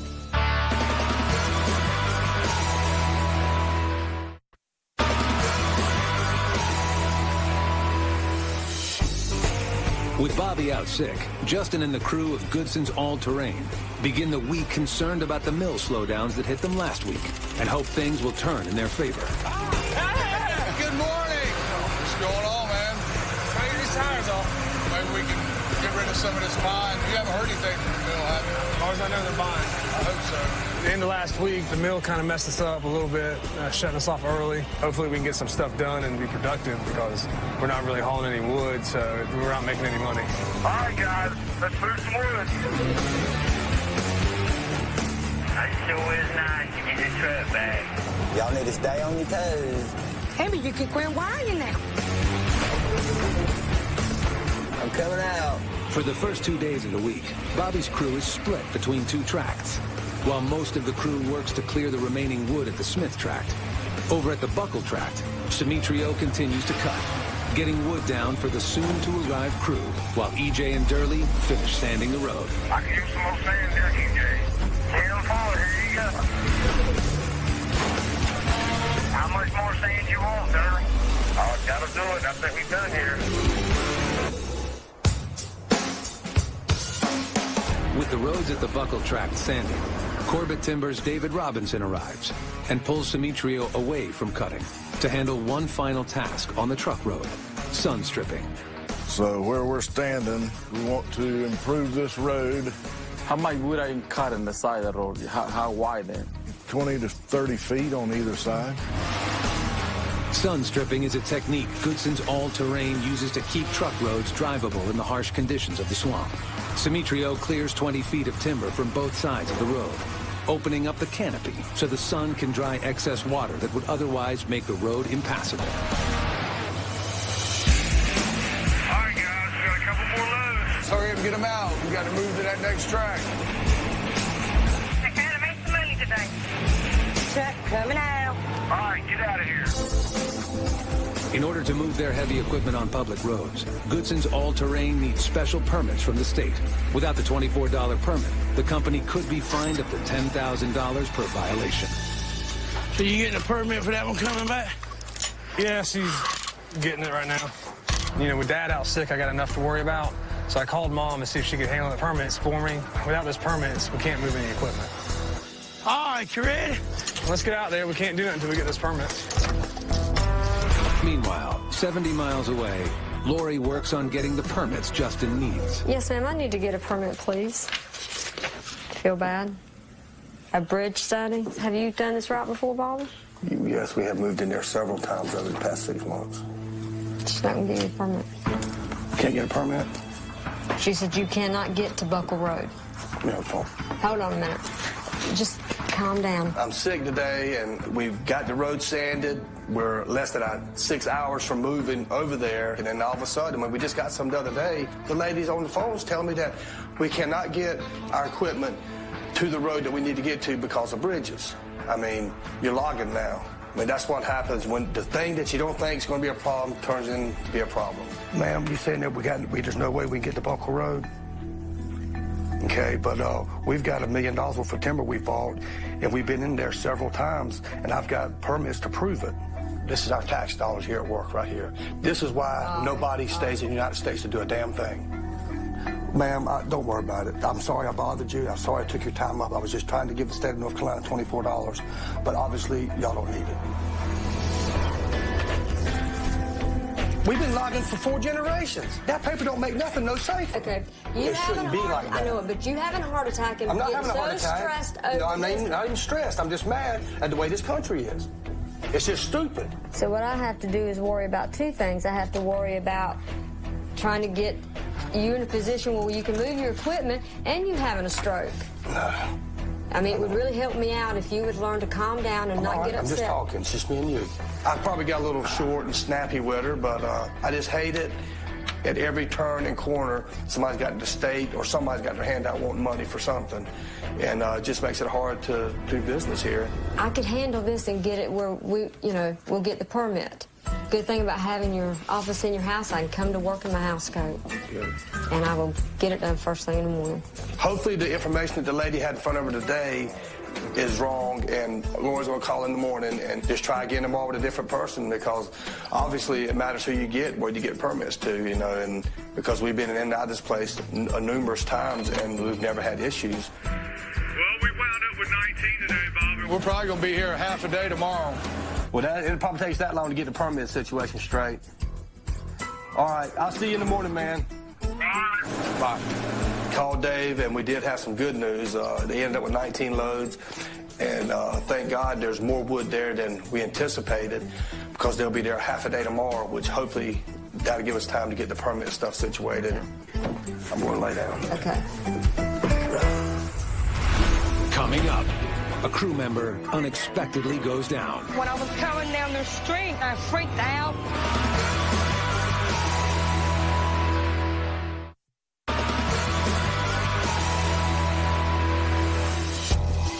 It's the crew's last day on the Smith Tract. And with only 7 hours before the remaining equipment will make the move to the Buckle Tract, Bobby's entire operation hangs on a $24 permit needed to move heavy equipment over the public roadways. Hey, Joe, what's the deal on the permits? Yeah, Mom, she's working on it right now. We're only a few hours away from moving, and we still need to have a permit, and I don't like cutting it this close. We can't afford to have a down day with everybody just sitting around.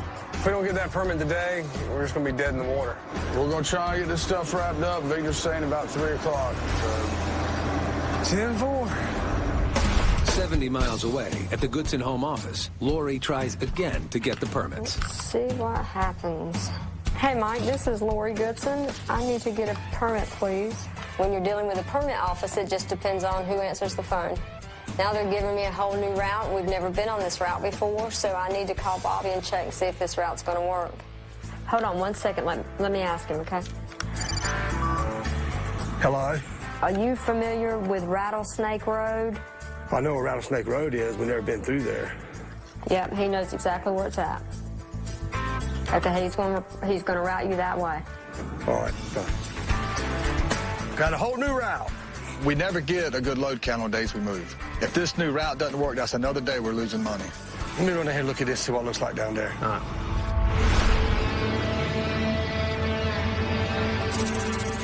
Kind of ominous name, Rattlesnake. It must be crooked. So much for cutting through. It's a dead end. Well, I know what we're going to do now. Without a way to move his equipment to the next tract, Bobby's entire operation comes to a dead stop. If a solution isn't found fast, Goodson's all-terrain stands to lose $13,000 each day they're down. We've got permits here for years, and all of a sudden, we couldn't get a permit for it, said we couldn't cross the bridges, and we just crossed them 2 days before that with the permit. Maybe they need to get out of the office and check the bridges instead of trying to find us roads that dead end. Bobby calls Justin to update him on the situation. Yeah, that guy said we could use Rattlesnake Road. Well, I just went down there and looked at it. It's a dead end. You got to be kidding me. There's got to be something we can do.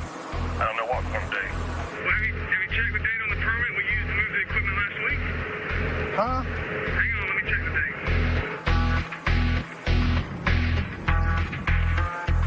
Yeah, it says it's good till tomorrow. Why don't we just use that one? Let's do it. I don't know why none of us thought of this before. I guess the move just had everyone distracted, or maybe Mom and Dad were just having a senior moment. But we just moved the equipment over to Buckle last week, so the dates on the permit should be good. I just got to print them off, and we'll be good to go. For a minute there, I really didn't know what we were going to do. Sometimes you have to think quick on your feet, and you got to be creative to come up with solutions to work out here in the swamp. And fortunately, Justin is better in that area than I am, and found a way to keep us logging. I knew that was the reason I kept him around. That's it. Getting permits. With the permit in place and the route clear, the move must be completed before the old permit expires at the end of the day, or the crew will be stranded on the Smith Tract, and Goodson's all-terrain will come to a standstill. There's about 18 mats up there. We'll get to set the trailer right here and go ahead and get those mats loaded up. Oscar, we gotta get 2 sawbucks and the scales and carry that to the highway.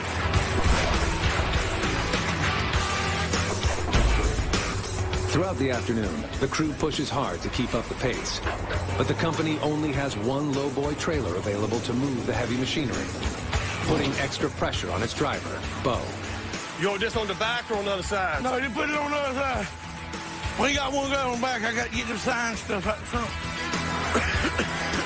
This week we're getting started out on the new track, hope everything work out. It's tough, though. I mean, it's been hard with me, you know.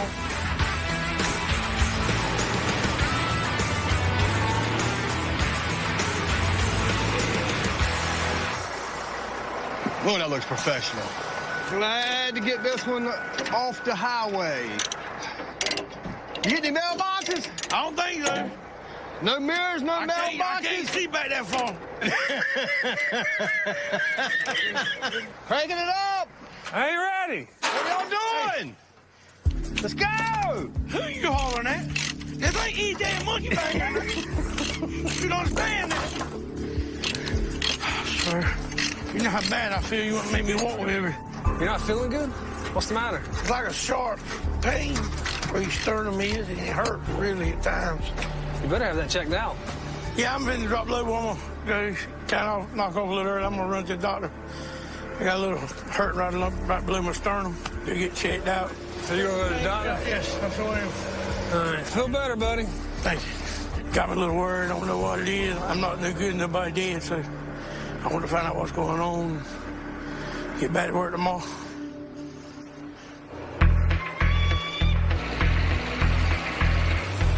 All right, guys, truck coming out. I'm going to stop by and check Bo out on the way to the house. I knew Bo was going home, you know, to go to the doctor, but when I was coming down the street, I freaked out. I see my mom and Bo's wife standing by the rescue squad. Quick, fast, you got to do it. When Bo got home from work, he collapsed in his chair and turned a few shades of gray. It took me a few seconds to get him to come to me, and he told me that his chest was hurting. I knew I needed to call an ambulance. They had him hooked up to EKG machine and all. Hurting a little bit. They gonna carry me, get me straightened out. The heart condition was in the family. My brother's just too young for that to happen to him. Him being the only sibling that I've got. I'll be lost without him. We'll be lost without him.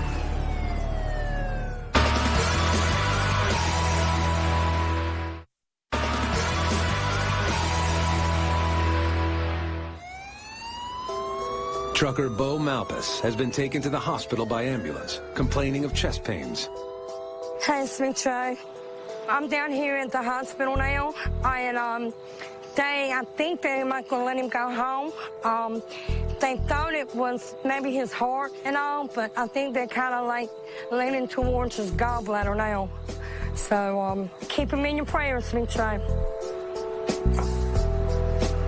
Just got word they're going to discharge him. The doctor tells me that he's not ruled out his heart yet because the blood work's not coming in, but he is leaning towards gallbladder at the present time. They've given him some meds and everything, and he's got to do a follow-up with his doctor. It's going to be good. It's going to really be good. 2 hours later, Bo's wife, Angel, can finally take him home.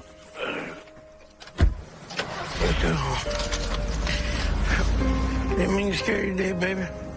I was scared myself. That scared me, too. I know. I'm not asking you to change who you are. I'm just asking you to take pause. I know, baby. I can't make it without you. And I mean without you at all. Like, if you were not here, me and the kids could not make it. But I'm going to tell you, you and the youngins, y'all mean the world to me. Moments like this just means a lot to you. It means it's an important part of life. It makes you think about a lot of things. Makes you think about your family quick. It's all right, baby. It's all right. That's not on my agenda at this moment, leave my family like that. I love y'all. First thing I'm doing in the morning when I wake up is thank God for giving me the next day. the next minute because you're not guaranteed the next second. So if he gives you another minute, something you need to be thankful for.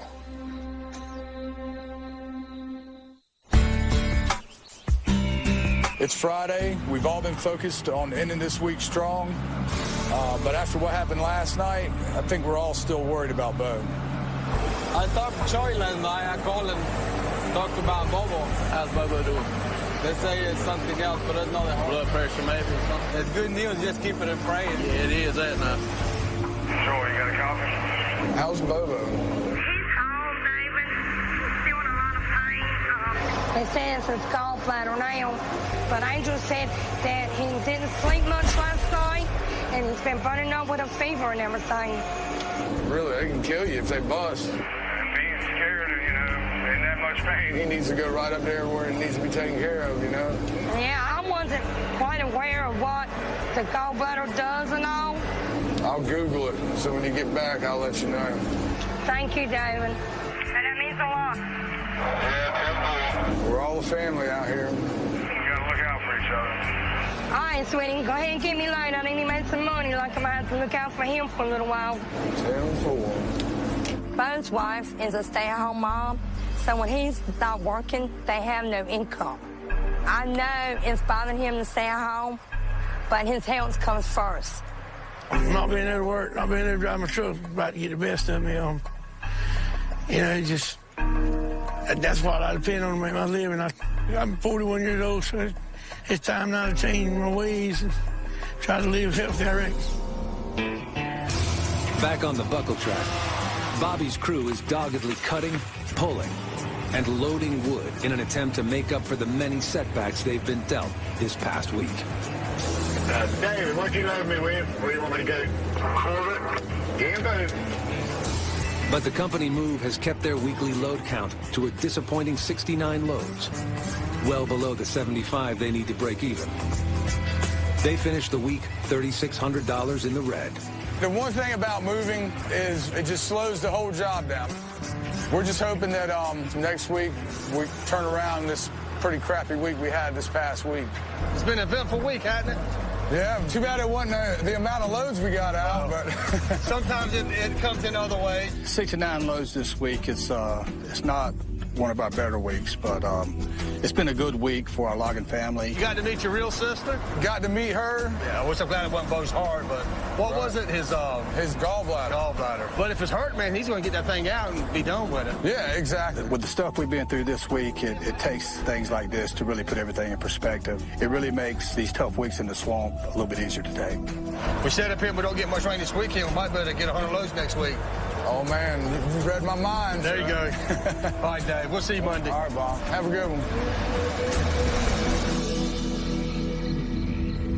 You want to see what else is going on out here in the swamp? Go to discovery.com/swamploggers.